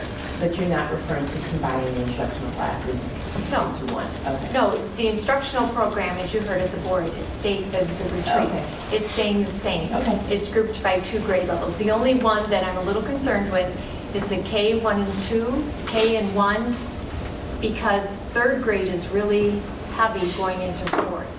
And so that 4th and 5th, I want to say, is starting at 15, which is the max. So we might have to look at that and just, maybe K1 and 2 might have to stay together next year, just to alleviate the classes above. Okay. But that's the only spot. Okay? Reduction of 3.0 FTE special education paraprofessionals. We believe we can also do this through attrition. There is 3 students who will no longer need one-to-ones. Either they're leaving or moving or something that's in the wind. So that's a savings of $74,168. Rationale for this, same as what we just discussed, is in regards to numbers and IEPs. I'm sure this is not the case, but just to ask the question, so people qualifying for these services, it's not at all affected by a change in criteria for get services. It's just a matter of they're just not there. They won't be. Correct. Okay. Elimination. Okay. Remedial education. We're going to go back to analytics now for a while. I'm going to do this back and forth in a few areas here to give you an idea of why we took a look. Remedial education is essentially your Title I and your reading specialist, your right group aides, those kinds of staff. Once again, we pulled up all the Cook County districts, and we are slightly above both in dollars and in percent of operating expenditures for remedial education. Our recommendation is a reduction of 4.0 right group paraprofessionals because we are spending more than the average Cook County districts in this area on a potential savings of $98,891. Due to this, the key word in this is may. You can see it right here. We could eliminate this next year. We do have it at a level 2. It could directly or indirectly affect our students. It does help some of our students. However, there are other interventions that are in our school district or in our schools that they can use. That's why we wrote may at this point. Quite frankly, I want to see a little bit more data on this in regards to if we would eliminate it all. That's why it's not a level 1. So it looks like you have one of those at each of the schools? We have 2 of them, and you should be all eliminated. Oh, right, okay. So you're reducing it by 4. So you have 2 now at each school, and you want to go to 1 at each school. I'm recommending a reduction of 4. How they determine that the resources are best allocated, I would imagine would be based on need. Okay. And so it may not be equitable across those schools. Okay, okay, I appreciate that. And so what service, okay, right group, what exactly are they doing? Which students are they touching? And have you seen that this right group intervention has been making a difference with the students that are receiving that? So what we're doing now is actually we're going to be auditing, we're going to ask our MTSS coaches to do an audit of that intervention and the success of that intervention. So that is going to be done to really look at the results and what that intervention does for those students so we can make that determination. We don't know that already though? We have some data, but we're going to get more specific data because they work with K through 3. So we want to see what is going on, is they can only see a small number of students compared to some of our other interventions, where some of the other interventions touches more students. So it's really a cost benefit is what we're looking at here.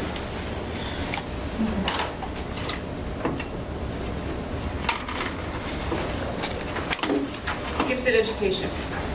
Again, pulling up the analytic, we are significantly, almost double the average of Cook County schools, K-8 schools.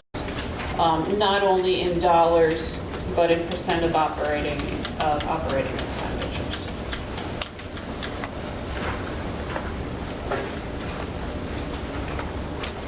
Recommending, suggesting the reduction of 1.0 gifted teacher. Again, because of how many retirements we have, not necessarily within the gifted population, but we could move a teacher to another position, so we wouldn't have to reduce force.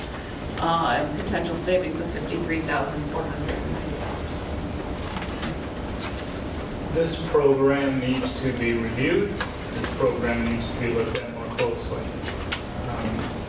This reduction of 1 FTE for next year, I wholeheartedly agree with that, and it will not affect the services that, or the program we have in place at this time.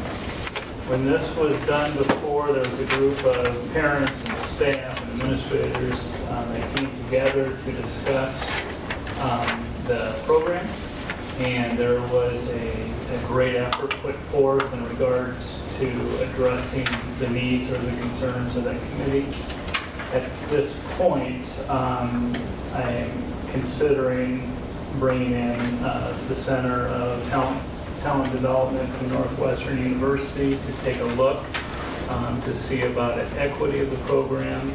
They will take a look at number of students, everything associated with the gifted program, so that I can bring a recommendation to the Board of Education.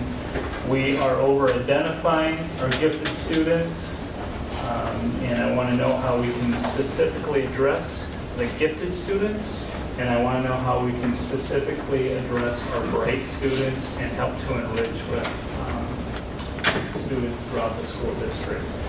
So that is the educational response for gifted education. Okay, is there a cost associated with this Northwestern coming in to do an audit? There may be. I'm assuming there will be. I haven't contacted them yet at all, so we're still gathering information. As we gather information, I'd like for us to look at ways that we can take a look at the programs that don't cost us any money. And secondly, we made a statement that we're over-identifying gifted students, but I know that committee spent a lot of time developing criteria by which students would be identified.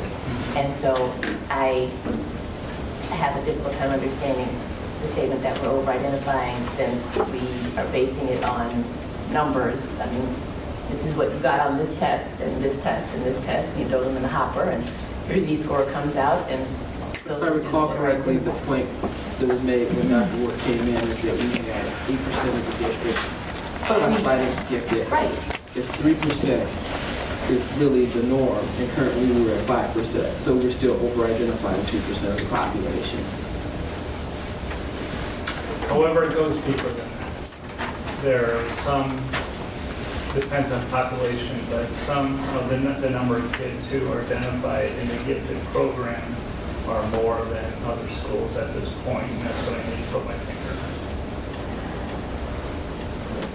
Which I still have a hard time understanding if we are, There's been three. if the number is 5 and it should be 3, that's one thing. But if you're saying that it sounds like you're saying that we're identifying students that shouldn't be identified, and if it's not the subjective criteria that it was once upon a time, now it's, you take these assessments, and this is the number that comes out. So if you're saying you want to reduce the number from 5 to 3%, that's one thing. But if you're saying the students that we're identifying really shouldn't be identified, that's another thing. So which one are those? Those are things we have to review and monitor. So we still don't have a formula, right? Right. I Yeah, I have to bring more information back. I mean, I want every student to be challenged at their level, but we got to make sure the formula's right. I would just like to interject that it just might be that, like I said, we have 8% population in our schools that really do need to be challenged at a higher level. Having spent time in gifted education, I don't know if Northwestern, but certainly Northern Illinois has a philosophy that 20% of the students really should be addressed as advanced education and should really be more challenged than they are with the regular ed population. So I think that, getting into, okay, 5% is it 5.2%, did they make this cutoff score? I think the broader picture is, are we challenging our students? And I think also this is really a community issue. Certainly when people look to moving into a community, as I did 10 years ago, I was looking at, well, what kind of gifted program do they have? Is it that they strictly based on, this magic number of 5% get in and, too bad? Or, and at what point are the intellectual needs of my child going to be met, if they do not fit the exact criteria? So I would not want to get too much into, or away from my role as just looking at the ends here. I guess I would be cautious about hammering ourselves down to specific numbers and not consulting the community. And that's not what we're suggesting right now. What we're suggesting is the one FTE through attrition due to the numbers and the course. And then we have to do a review. I've been saying this all year. We need to review this program, get another look at it. And maybe everything's perfect about it, but we need to definitely review it as well. I know that's just a couple concerns that I have that will need to be addressed. So one last thing. So with this attrition, is it still going to be a situation where every student, if we make the number 3%, let's just say we make it 3%, but every student that falls within that 3% is still going to be able to get the services that they need, even if that means that there may be one third grader at Serena Hills that qualifies. The program will be identical as it is this year, next year, because we have to review. And let's not forget the other 97%. Absolutely. Does that help? Good? Yeah, well. Okay, attendance and social services. Attendance and social services includes our social workers and our deans at Parker Junior High. As you can see from all the Cook County districts, again, we are on the higher end and we're almost double the cost, as well as being high in percentage of operating expenditures. The suggestion is to reduce 1.0 FTE student dean at Parker Junior High because of the additional costs that we're seeing there that are just not matching with what the rest of the school districts are doing. We would have each assistant principal and one dean would be responsible for each grade level at Parker Junior High, so you still have coverage for each grade level. with a potential savings of $72,965. This one was a little bit of a challenge to think about. We do have one of our assistant principals who will be retiring next year. There will not be a replacement of that position or recommendation for replacement, so that will be a cost savings. In regards to our deans, we agree with this, and through attrition, it would be the best way of doing that. However, this restorative justice, I do not have enough information on the program yet to give to the Board of Education and what type of staff we would need. I'm kind of thinking that it may take a dean or it may take a stipend from a lead teacher in that classroom to address. I just don't have enough on it or with that information. But let's say that a dean, if we were to lose one this year, we'd have to come back and visit them. Did I hear correctly and you said that once we have a principal that's leaving, you're going to recommend not replacing that assistant principal? Yes. Assistant. Yeah, and that was the plan all the time. Okay, so then when that happens, we'll have a principal at Parker, one assistant principal, and one dean? That's what that sounds like you're saying? If another dean were to leave. If we have two, next year we have two deans, right? One assistant principal, a principal, and we also have a case manager there. I think what he's saying is hold tight on these dean positions for one more year, and then just, instead of this, recommend it with not refilling these. So it'd be 2, 1, and 1. 2 deans. Yeah, two, one, Two and deans, one. One assistant principal, one principal. One case manager. Well, okay. Health services. Again, we're looking at our health service costs are higher than average, as well as total operating expenses for health services. My suggestion is through attrition, replacing one health coordinator with a health aide with a savings of $15,000, because they're about half the price. Because again, we are still higher than average. This would still put somebody in each building, and we would just be sure to place the actual nurses to the buildings that have the greatest health concerns and needs, with a potential savings of $17,596. Another difficult decision here, the business aspect of it, can that be done? Absolutely. Our district's practice has to either have an LPN in there or an RN. Concerns about liabilities, etc. Right now, the national statistics, 7 out of 10 students have some type of respiratory problem. We have some cases in our buildings where we need somebody there that has a good handle on it, has some type of medical certification. That is why we had put this at a level 2, and it's a difficult decision. It is a practice in our district to do. Repeating myself, we can't do the one part. However, that's really kind of a sacred cow for a school district, and there are concerns. Is the health aide licensed to do the things that we've done? The health aides that I've dealt with in the past are CPR trained, first aid trained, usually hearing and screening, so they can do hearing and vision screening, but that's pretty much the extent. Yes. Oh, they can't? They A health can aide with, can't? they can with the, under the supervision of the principal. What was the question? These are The health aides are nurses. No, the health aides are I thought not, you said but these are school nurses. code So says these are under the nurses. supervision of. No, that's what I'm saying. What's the worst case scenario if there's not a nurse, an LPN or an RN in the All building? 911, there's no liability. Preventing that. You know, I have to say, I do have some numbers though from, Kathy Kanala and our health coordinators. You know, as far as allergies across the district, we have 291 kids with allergies. Asthma, 263. I'll just do the triple digits that I have. Kids with mental health, emotional, or ADD, 133. Seizure disorder, 21. I mean, I have a whole list here. Cardiac issues, 10.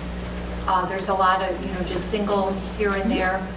But, it's kind of even, I look at our kids with disabilities in comparison to other districts. I don't know why we have, I think we have 19 children with hearing impairments. Other districts, when I look at what they have 4 or 5. I don't know what it is, but we have them. And, there's significant health issues. I agree. I think, having had kids who had asthma attacks where they weren't breathing, various other, like, nearly catastrophic things happen, it really is important to have the proper medical people close. And 911 is great when they come on time, and when they don't come on time, it's not as good.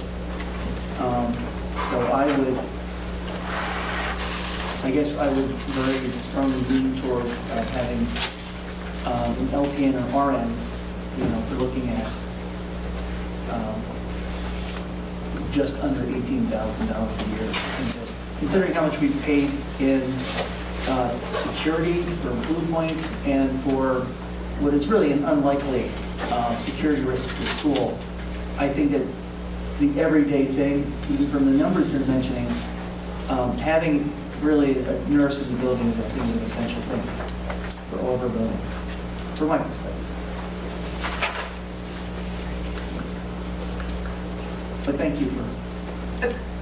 My job was to throw everything at you in the kitchen sink, and that's what I'm doing. I look at every single line and said, how can we save? That was my charge. I'm not behind everything that I suggest, trust me. Thank you. Okay. Health services. The district provided lunch for Wellness Day for the staff. Eliminate paid lunch, $2,160.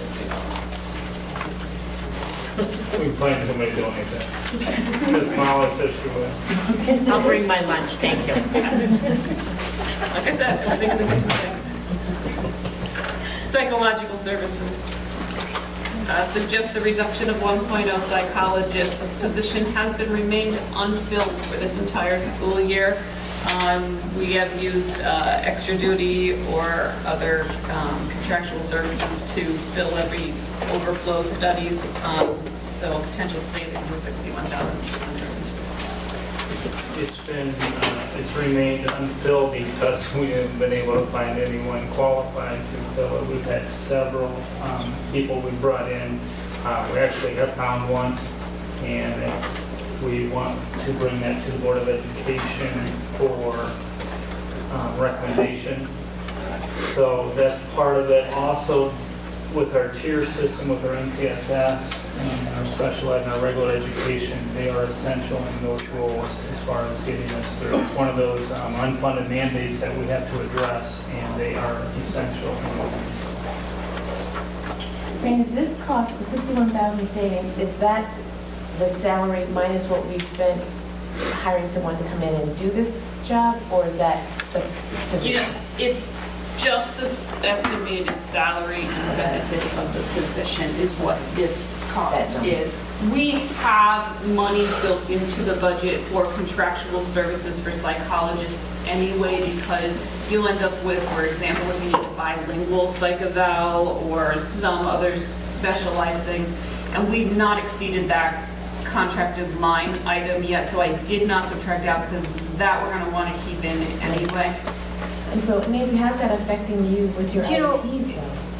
What it's doing this year is, the psychologists we have, and we have a case manager that's a psychologist, so we kind of help each other out to get the job done, if you know what I mean. So she's handling some of it. They're doing reports at home if they have to.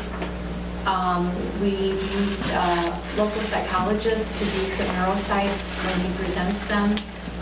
We haven't used too many contractual services up until this point. It'll probably kick up a little bit in the spring.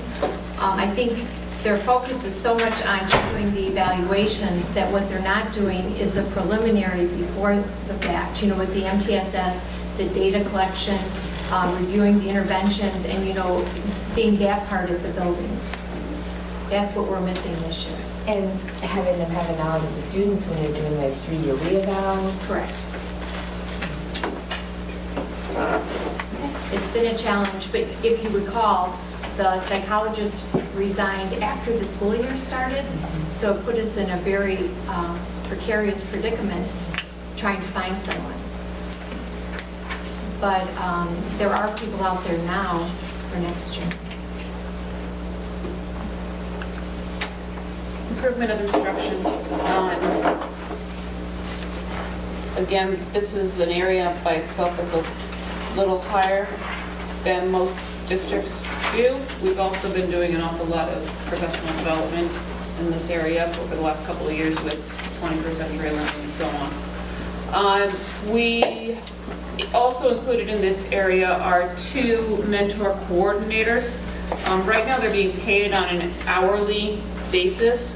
My suggestion is to reduce this to 1 stipend position, whether that stipend is shared by 2 or kept by 1, but at about $10,000. Most districts that I'm aware of handle this duty within the current administrative staff's job requirements. So I guess potential savings of $6,819. What does that person do? They mentor the new teachers. Non-tenured teachers, 1 through Okay. 4. So this is our teacher mentor system. Correct. So it's not an elimination, it's just a reduction. But the cost, is the cost of the stipend given to the teachers that are doing the mentoring? Or No, is that these the are person that 2 organizes it? retired teachers who come in and work with our new teachers. They are not current teachers in our school system. Okay. I think the word coordinator was throwing me off, because that made me think that was the person that was putting this They're person with retired that teachers, person. so they- That's who's actually doing it. No, we do have a in-house mentoring system. Correct. So that does get a stipend within house, that is within our current teaching staff, that is not this. Okay, so when we've reviewed, we thought that this is something we can really do without as. Well, but again, I'm not recommending do without, I'm recommending just reduce it down to be a little more reasonable. So we increased this to a 4-year teacher retention program from what was 2 years. And we based it, first year is based on hearing longs, first day of school, second year on Marzano, years 3 and 4 is Tomlinson's with differentiation. Okay, so this has been proven to be effective? So far, the feedback that we're getting from our teachers has been, they really do enjoy what we've done to the program.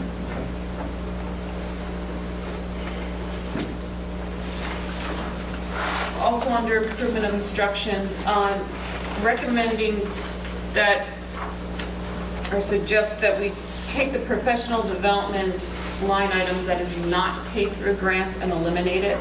Currently, we have $423,000 in professional development that's paid with grant funds. We only have $20,500 in a local line, and the suggestion is that we just eliminate the local line and just use the grants for actual professional development monies. Is there significant impact on any of the professional development for that 20,000? We absolutely agree. This is one of those low-hanging fruits for the board. Great. Okay. Media services, reduce 2.0 FTE technology aids. We currently have an unfilled district-level technology position. The recommendation is that we reduce 2 technology aids at the buildings. We have the media, there are currently 2 media centers in each elementary building. Reduce that to 1 in each of the elementary buildings. Keep the district-level position so that they can continue to move out to the buildings and provide the level of skill that we need for the technology at this point in time that some of our technology aids simply do not. So when you say... $57,420. We agree? Okay. So when you say there are 2 technology aids, you're talking about the, I use the term librarian, they're not, but the person that You is have on a the library technology side? aid and you have a media person, yeah, and a library person in Okay, each of the. so the suggestion is that you have one person that's responsible for checking the books in and out with the students and helping them with their testing when they're doing their Scholastic reading test, and the person that's overseeing what they're doing when they have computer time. Like, who's going to be in there with them when they go and they're in there for library and computer? The library person is on the library side with the class, and the computer person is on the computer side with the My class. understanding is that there's not 2 classes in there.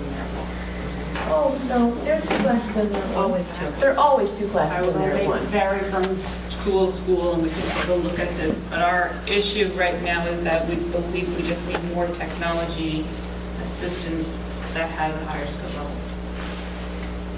Okay, but my point is, I'm talking about direct contact with the students, and from my understanding, there are 2 classes in there always at a time, and you just have to think about what the kid, these are people that are coming in contact with the students, and we have to be careful about taking that direct personal contact away in the school and just saying someone at district office will come over whenever you need, help with fixing your computer. The district level would be more the fixing of the computers, which is, the technology aides in the building are supposed to be doing a lot of that as well. So they're not just there to monitor the lab, they should be assisting with technology fixes within the building.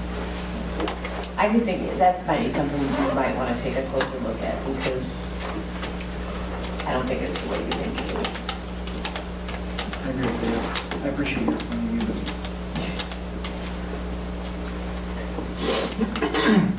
Office of the Principal. This includes both administrative and administrative assistants. We are slightly higher, not significantly. However, when we did a regional look at administrative assistant support at junior high schools, we find that we are way overstaffed for the area. The majority of schools have either 2, possibly 3, and sometimes it's 2 administrative assistants and then aides or receptionists in the office, not the same pay grade. So our suggestion is a reduction of 1.0 administrative assistant at Harvard Junior High, $40,932. We agree with this, but believe it should be done. It's a level 2, be done through attrition. We know for sure we have a couple of people who are retiring very soon. They're doing an excellent job, and that would be the most appropriate way of dealing with this.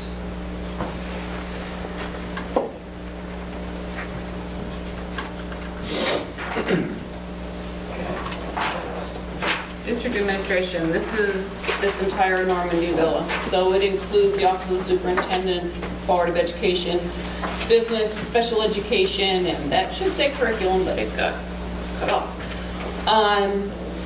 When taken together, we are right smack dab in the middle. However, we do have some recommendations based on what we've seen. We believe that we can reduce 1 administrative assistant here at Normandy Villa and cover the duties of that staff person with existing personnel for a potential savings of $56,816. We believe, again, we can do this, we can do it through attrition, and suggest that this would be a more appropriate way of doing that. It would be a hardship for others in the area. However, it's something that we could do. It would be a hardship for others in the area. What does that mean? Other people would be taking on other positions of what that person is doing. Just because, what was this one? We have another one, administrative. For example, administrative assistant, they're doing several other things as well. So, Fran, you gave us, with the slide that had survey of secretarial support in junior high, you gave us a comparison of what other districts had in terms of their number of administrative assistants. Can you, at some point, provide that same analysis for district office what other like districts have in terms of, oh yeah, that. So can we have a district office version of that? Like other districts, how many technology people do they have? How many do we have? How many administrative assistants do they have in district office? How many? I would be very interested in seeing a breakdown like that for district office. Get those out. Okay, you know, I'm sorry, just on the, quick question on the attrition for the district administration. Do you have an idea when? Administrative assistants. I'm sorry, district administration, administrative assistant, Norman DeVilla, when through attrition might that happen? Next 5 years, 3 years, 1 year? Yeah, excellent question. That would be within 5 years, that plan. And when we started this out 2 weeks ago, we thought closing this gap would take us 5 years, which would be part of the strategic plan. These ending dollar amounts that we're seeing at this point, we believe we can close this gap next year and then continue to monitor it. So as far as attrition goes, though, if someone were to leave, for example, or 2 people retire, then we could use attrition sooner. So remember on the gap, the deficit is how much? What you were projecting was 200,000, and that was based on an increase in general state aid. I think an increase in general state aid at this point in time would be generous. If you just kept your funding flat, that brought you another $800,000 down. So you're looking at about $1 million.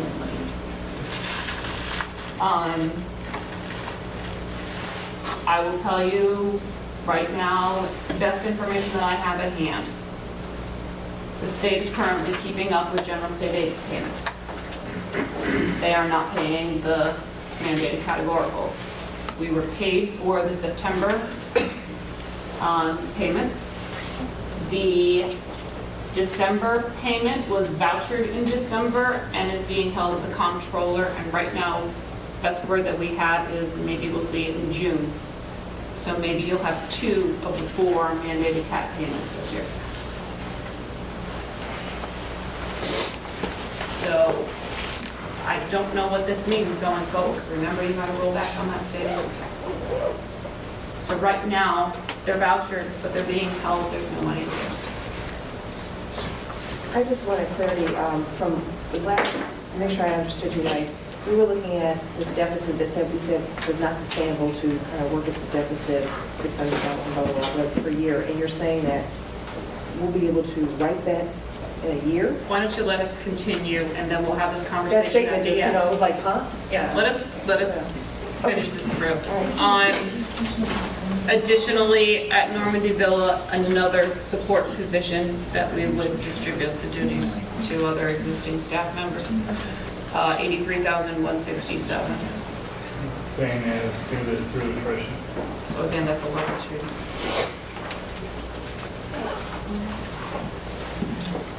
Eliminate hotel charges for tri-conference, any expenses for conferences. One slide, I'm sorry, Brent. What time frame was that on the district administration? We're looking at, you're looking at a 5-year range. We do not have anyone who has put in for retirement. We're looking at the entire group as a whole and saying, there's a good chance that we're going to have a couple of retirements in the next 5 years. And so, and maybe I'm wrong, with respect to, and not district administration, but administrative assistants at Normandy Villa, are they interchangeable with the administrative assistants in the buildings? Because if you define interchangeable, if I had someone who resigned at the outlying building, could I say, you're now a building secretary? Right. Yeah. Okay, because I think you asked about what the time frame was on the district administrative assistants, and I think the answer was 5 years. Yeah. Right? Which really then doesn't mean anything, because 5 years is a long time. So my question is, if you have an administrative assistant in a building that's retiring, then this position. We can make that happen. And then it wouldn't be 5 years, it could be much sooner. Okay. Correct. All right. What we're saying right now, which is I think why Mr. Duster, they put that as a level 2, which is, we still came from a mental place that said, we can come up with enough cuts, we can do enough things, either through attrition or somewhere in the next several years, that nobody is fired from this district this year. And that is our concern. I mean, if you wanted to make these changes right now, absolutely, but I'm reducing 2/4 and you're handing out 2 pay slips, because I don't have any place else to put them. Right, but you just said that if you have. If I have that, then you can take them and then you don't have. Absolutely. Okay.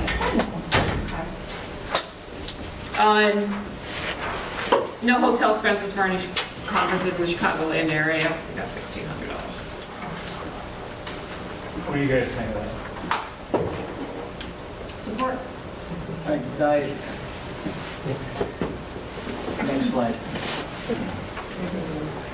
Next slide. Eliminate Prairie State College room rental. We have institute days here in Parker Junior High, and we can save $1,900. Wasn't that a disaster last time we practiced? It was like the hottest day of the year. It was. It was very hot. Very hot as well. Next year, though, that wasn't planned to be in the budget anyway. The first day of school will be at the buildings, and then the second will be math.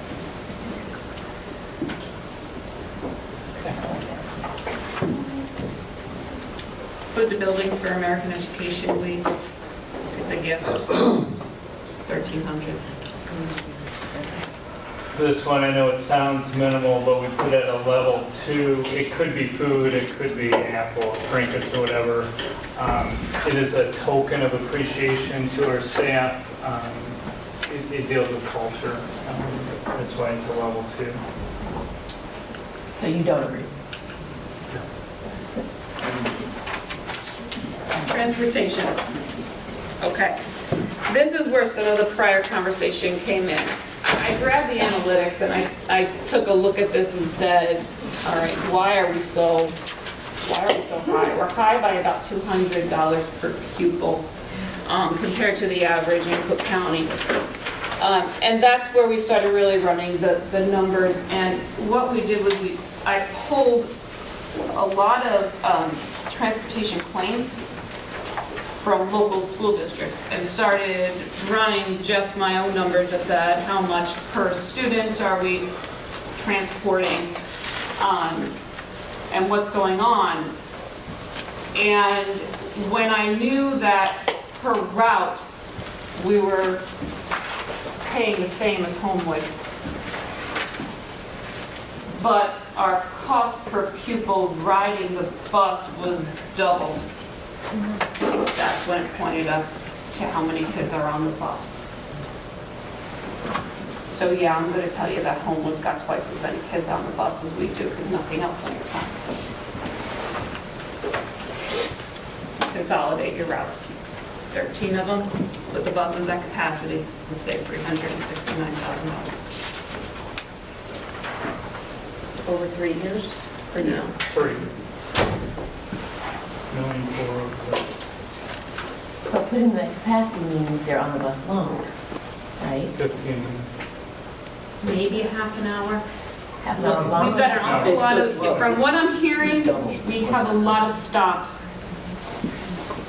Make the kids walk half a block to the corner. So 153 has the same start time we have, right? I'm not even sure.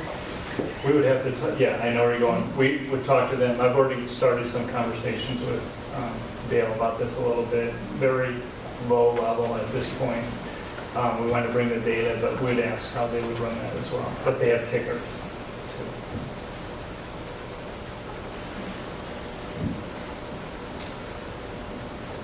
Now remember though that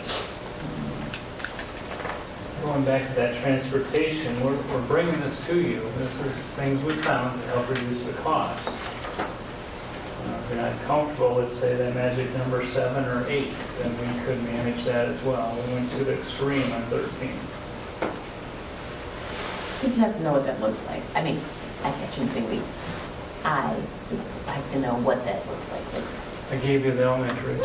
You did, but you said it could be this much time that are out there, it could be that much time. They could have to walk this far, they could have to walk that far. I think that I would like to see some actual, this is what it's actually going to look like, and then what Ms. Odom said, and I think Greg agreed, Mr. Lunsford agreed, that we really have to have a conversation with our community about the impact of this. What would be the impact, walking an extra block? I don't know, Craig. I can't take the bus. We're talking about 5-year-olds. We're talking about 5 minutes to 7 in the morning. We're talking about inclement weather. I don't know what that looks like because my students have never taken the bus. But we have a whole community of families that take the bus, and I would like to hear from Mr. Johnson and Ms. Smith about how that affects their student before I make a decision as to whether or not this is a good way of saving $369. We have a lot of data points that we look at, and I think that this will be an extremely great opportunity and a big win to bring in the community before a decision was made. Understanding that simply because this group stands up and says, no, we don't like this, that doesn't mean that it's going to change the decision. It is one very important data point.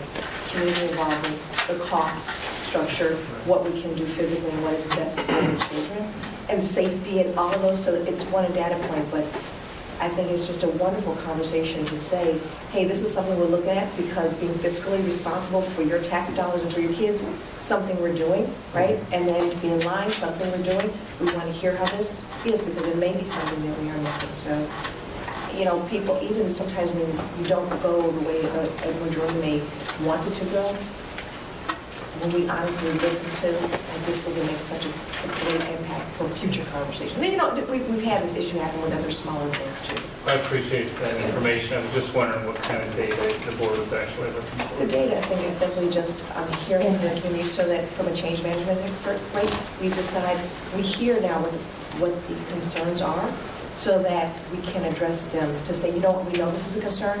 The response honestly might be, we got to monitor that, or I know this is your concern, we got that, and we already took care of that. So my concern is that, as Lee brought up that you may not have thought about, was I'm concerned about the safety, all these kids packed into one, may not have thought about that, but now you do it, it's being able to respond like you did to me.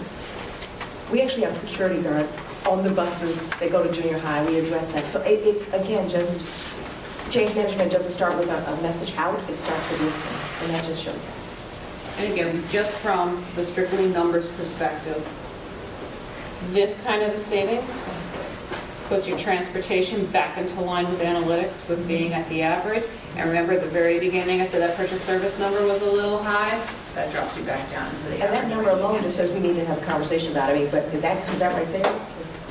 You know. You had mentioned 10 routes earlier, and you'd given a yearly savings number. Do you remember that number offhand?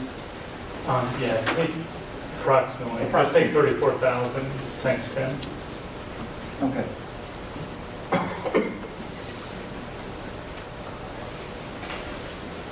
It's about 33 cents. 30 cents. It's under 34. 340. 332. Okay. Obviously, we spent a lot of money on technology.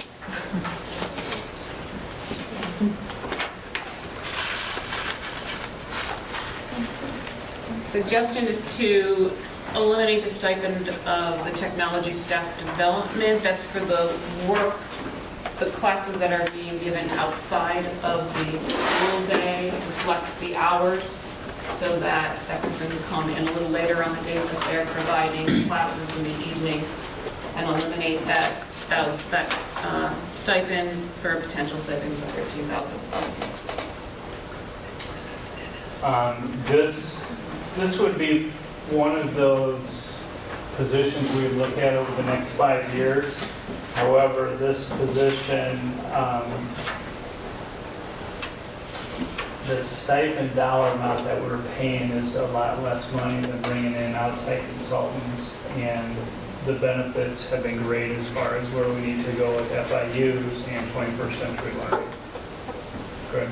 So if we know that continuing with iPass is not sustainable, we're going to have to go to a bring your own device environment, will we need functions like this for that transition?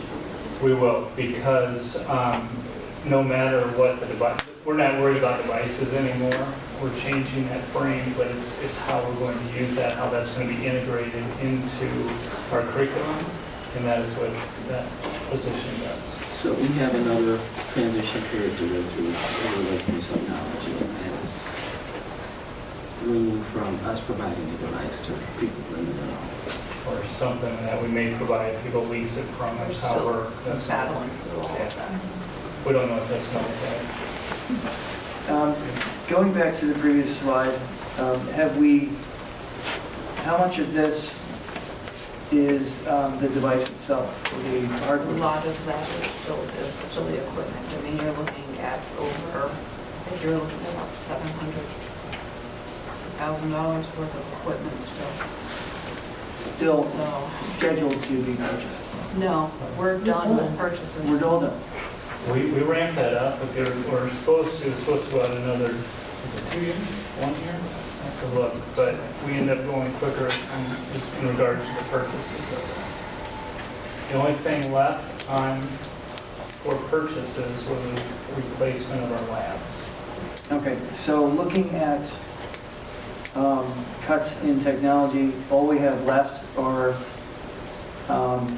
stipends, is that it? In terms of our budget for technology? Technology, what I'm looking at for reduction right now, because again, remember those, you're not seeing the reduction of the equipment line. And the reason being was, remember, where I started was the PMA forecast. And that forecast already had all that eliminated for next year. Okay. Because we were done with the big purchases. So that big ticket expenditure for the equipment was already gone for next year. It was just the ongoing expenditures that were in. So that, $500,000 for iPads that we purchased this year was no longer in the projection model for next year. Okay. It had already been eliminated. Just so I'm understanding, this stipend is how many staff people are we talking about with this stipend? So we're paying one person $13,000 in addition to their salary to do what we hired them to do?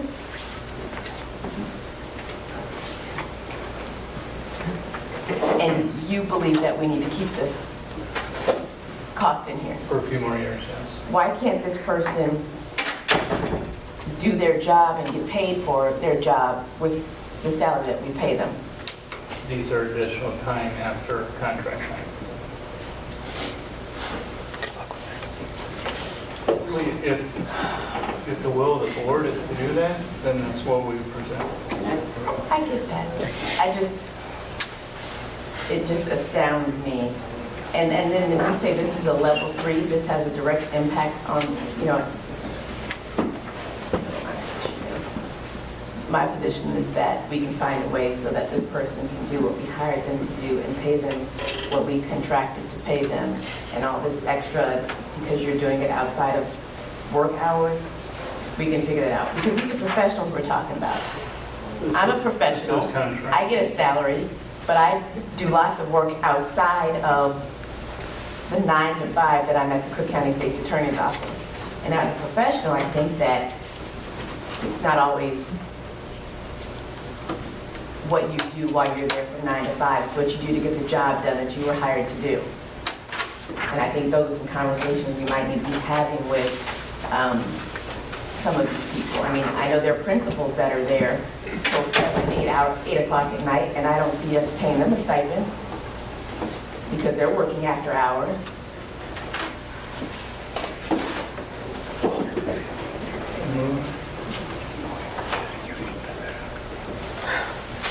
Let's take a look at operations and maintenance, because a lot of times we point fingers to O&M and think that this is a big cash cow, a lot of expenses here. In total, operations and maintenance is coming on the lower end of Cook County in total. Your salaries are a little less than average. Your benefits are less than average.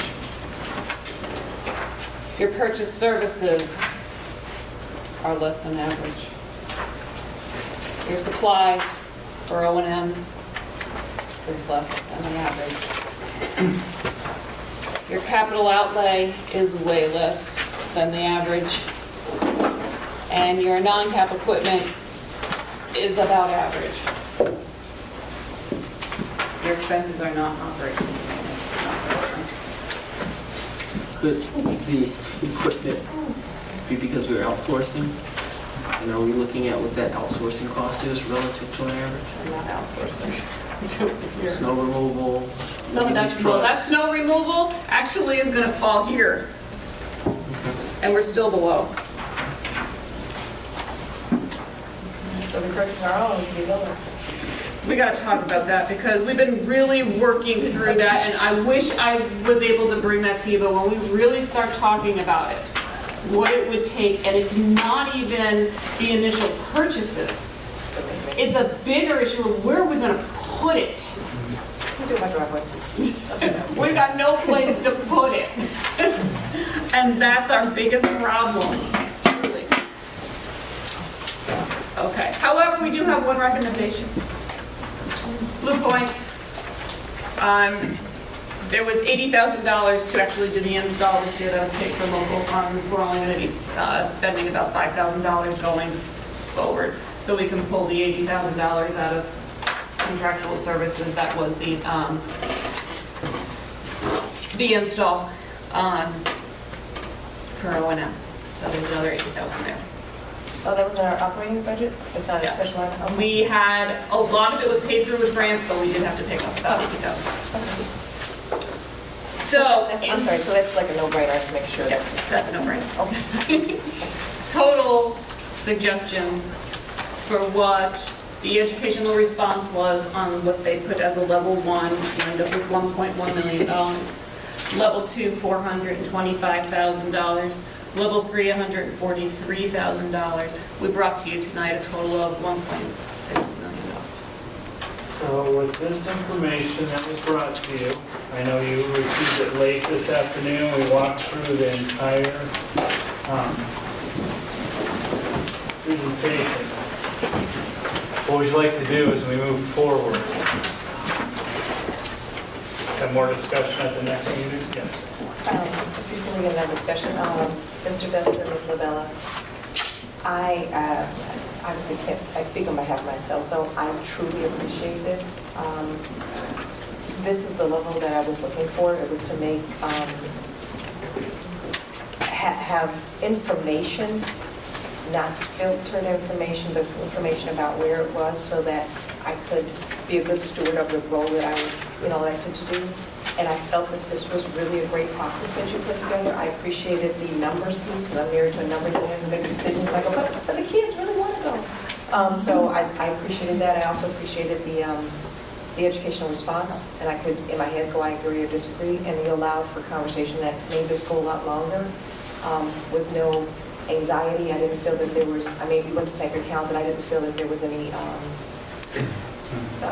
whatever the response was, I didn't feel any of this. So I appreciate everybody who worked on this and do recognize the amount of work done. So out of all the things we've done over the last couple of years, I can tell you honestly that I'm really excited about this piece.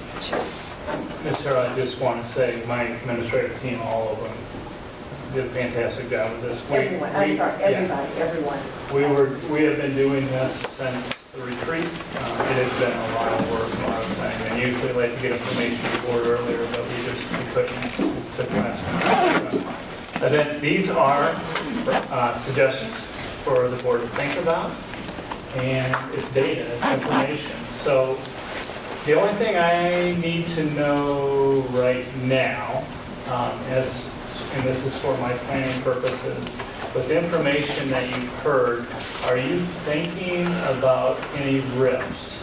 Because we've not, that's something we're not thinking about, I can tell you that right now. Sure, Mr. Simmons. I know how much work, I can imagine how much work has gone into this. I just want to give you guys kudos for the effort. This is unbelievable.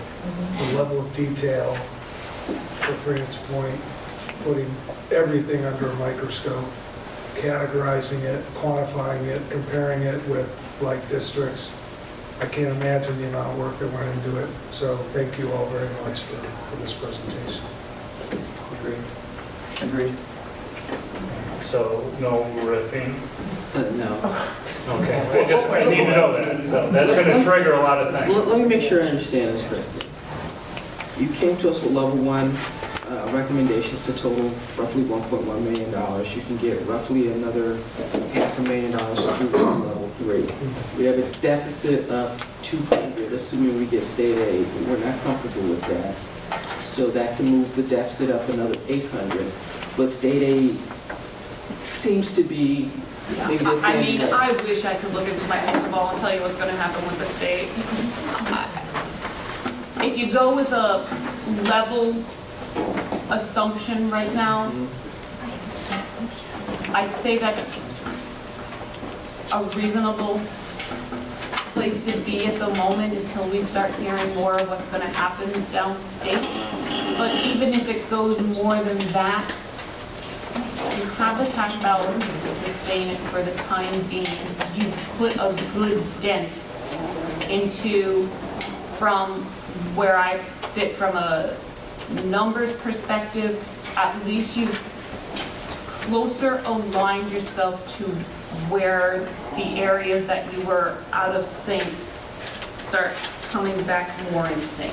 And then we go through the pain with the rest of the state. So let's say we're looking at level one, right? And we anticipate worst case scenario, $1 million deficit, right? And we have $1.1 million potential cuts. But $1.2 million, you have $1.1 million or $1.2 million? But we could do this all right now and find out we cut too much because state aid, right? Then we've taken some things off the table, right? So to me, this comes down to a timing of cash flow. And you know, we know we need to do some of this, but what's the timing we need to do to get to what point? Yeah, and some of those answers unfortunately are very difficult to give you when I'm looking at mandated caps probably aren't going to get paid this year, at least half of them. So that adds a whole different wrinkle. And I know there's no crystal ball here, but as I look at this, there's some things in here we should be doing regardless of the fact that... I don't disagree. Right? So to me, those are the easy ones that we need to address right away. There are inefficiencies in here. And I think that's what I really tried hard to look at, is where are your inefficiencies? Where are things that, you know, you can cut some of this and it's not going to have a real impact on the way you do business. There's a few things in here that I think these wonderful people to my left and right who argue with me do terribly affect the way they do business. But there's a lot of them in here that won't. And even if it's not the full 1.1 million, I think you should look strongly at a lot of what we brought to you as level one, because I think they're kind of easy to do. And just to clarify, the number on the one slide back, that is your recommendation, not necessarily what the total number is mine. Okay, so how it was put into level 1, 2, and 3 comes from them. But that's not all that they agreed, because there are some things that they did not agree with you on. They would put that at level 3. So everything has a response of 1, 2, or 3 in there. So can I ask a question? Maybe I'm not answering my question correctly. Can I ask a question? Yeah, you try it. Okay. So you're saying 1.1 million that you have in savings here in level 1, those are yours whether they agreed or disagreed. Is that correct? No, that is what they agreed to. That was all. Okay. There's agreement on all. Level 1 is least impact on students. So on all level ones, you agree? That's all level ones that are in this number. That's what we're trying to understand. There's 1.1. If the number is here, they put it as a level 1 that they would agree to. 1 equals 4. Okay, so the things that you didn't agree on, where are those? Level 3. 2 and 3. Oh, 2. Okay. 2 to 3. So it's not a matter of agreeing or disagreeing, it's a matter of prioritizing needs. So level 1 would be an And they're not suggestions, they're identified factors within the budget that the other half of the administration says from an educational level would not affect the delivery of educational services. Level 2 would be may impact the delivery of educational services. Level 3 would be will definitely impact the delivery of educational services. That is correct. But that actually wasn't the question. That was Well, but you were calling it, you were saying recommended and not recommended and suggested and didn't suggest, and My total, those aren't what I correct words. identified totaled 1,689,000, whatever. And how they then broke up that 1,689,150 is between those levels 1, 2, and 3. And so that's, That I understood. So I keep But what I'm saying saying it's is- further away from the students. Right, and apparently I'm not asking my question correctly. There are things that you suggested, and he did not agree with. correct. If they didn't agree, it's probably a level 2. If they strenuously disagreed, it's a level 3. But is it in there or Yes. not? It's still is. in there. That was my question. They are still in there. Just real quick for the Board of Education, I've been doing this a long time, and when I asked Fran to give the worst case scenario, I've never seen that happen in 10 years. It's usually somewhere in the middle. This may be different with this budget, but it's never been the extreme in my experience. So what are our next steps here? I would suggest that we have another conversation. This will give you time over the next couple of weeks. If you have any questions, let me know. We'll get the answers to you right away. We have more of a discussion at our next meeting, and then you kind of let us know what you want to do.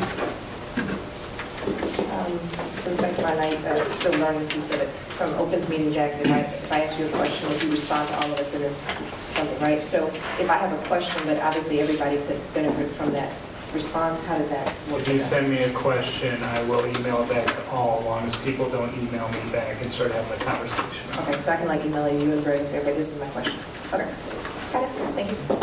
Any other questions or comments on the expenditures? If not, we'll move to the next agenda item. We had an executive session scheduled for this evening. Given that our discussion has run long, unless the board objects, I'd like to move the executive session discussion to our next meeting.